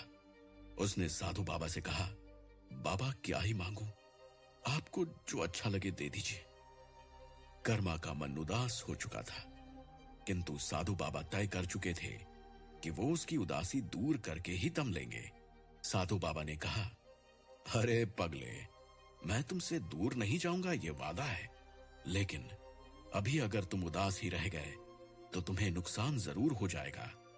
मैं तुम्हें कोई भी स्किल दे दूंगा जो बाद में बदला नहीं जाएगा। साधु बाबा की बात सुनकर कर्मा के चेहरे पर एक छोटी सी मुस्कान आ गई। उसे भी लगने लगा कि साधु बाबा ठीक ही कह रहे हैं, कहीं मुझे नुकसान ना हो जाए। कर्मा ने कुछ सोचा और फिर साधु बाबा से बोला, साधु बाबा, मुझे टीचिंग स्किल दीजिए ताकि मैं अपने छोटे भाइयों और बहनों को कुछ बेहतर तरीके सिखा पाऊं। साधु बाबा बोले, कर्मा, तुम्हें टीचिंग स्किल की शक्ति दी जाती है जिससे तुम किसी को भी कोई भी स्किल बढ़िया से सिखा सकते हो, लेकिन ये याद रहे, तुम उन्हें वो स्किल नहीं सिखा सकते जो तुम्हें मुझसे इनाम में मिला है। कर्मा समझ गया। उसने साधु बाबा को धन्यवाद कहा। उसके मन में अभी एक और इच्छा चल रही थी। उसने साधु बाबा से पूछा, साधु बाबा, क्या मेरे पास अभी इतने पॉइंट्स हैं कि मैं एक दूसरा पॉइंट मांग सकूं? कुछ सेकंड की खामोशी के बाद कर्मा को साधु बाबा की आवाज सुनाई दी। साधु बाबा बोले, पॉइंट्स तो हैं, लेकिन तुम कोई बड़ी इच्छा नहीं मांग सकते। कर्मा का मन बैठ गया, लेकिन वो फिर भी कोशिश करना चाहता था। कर्मा ने साधु बाबा से कहा, साधु बाबा, मुझे आयुर्वेदिक दवाई बनाने का स्किल चाहिए, क्या मैं वो स्किल पा सकता हूं? कुछ सेकंड की खामोशी के बाद साधु बाबा फिर से बोले, कर्मा, ये बहुत बड़ी इच्छा है। दवाई बनाना बहुत बड़ी जिम्मेदारी है। ये स्किल जल्दी किसी को नहीं मिलती। फिलहाल तुम्हारे पास इतने पॉइंट्स भी नहीं हैं, इसलिए तुम्हें अभी ये स्किल नहीं मिल सकता। कर्मा कुछ देर शांत रहा। उसे अफसोस भी हो रहा था, लेकिन वो कुछ कर नहीं सकता था। जब उसके पास पॉइंट्स ही नहीं थे तो उसे स्किल कैसे मिलता? लेकिन साधु बाबा की एक बात से कर्मा थोड़ा सा परेशान हुआ कि ये बहुत बड़ा स्किल है। कर्मा ने साधु बाबा से पूछा, साधु बाबा, मुझे अगर ये स्किल चाहिए तो मुझे और कितने पॉइंट्स बनाने होंगे? साधु बाबा अपने नियम के विरोध में नहीं जा सकते थे, वरना साधु बाबा कर्मा को अभी वो स्किल दे देते। साधु बाबा की आवाज कर्मा को फिर से सुनाई देने लगी। साधु बाबा कर्मा से बोले, कर्मा, ये स्किल तुम्हें तब मिलेगा जब तुम कोई मेरी इच्छा पूरी करोगे या मेरे आदेश पर कोई काम करोगे। कर्मा को फिर से अफसोस हुआ, क्योंकि अब ऐसा मौका कब आएगा जब साधु बाबा उसे कोई काम करने को कहेंगे या अपनी इच्छा उसे बताएंगे। यह कहना बहुत मुश्किल था कि ऐसा कब होगा। कर्मा को शायद अब एक लंबा इंतजार करना पड़ सकता था। कर्मा ने साधु बाबा से पूछा, साधु बाबा, कोई दूसरा उपाय नहीं है? साधु बाबा बड़े प्यार से बोले, कर्मा बेटे, इस स्किल को पाने का यही तरीका है।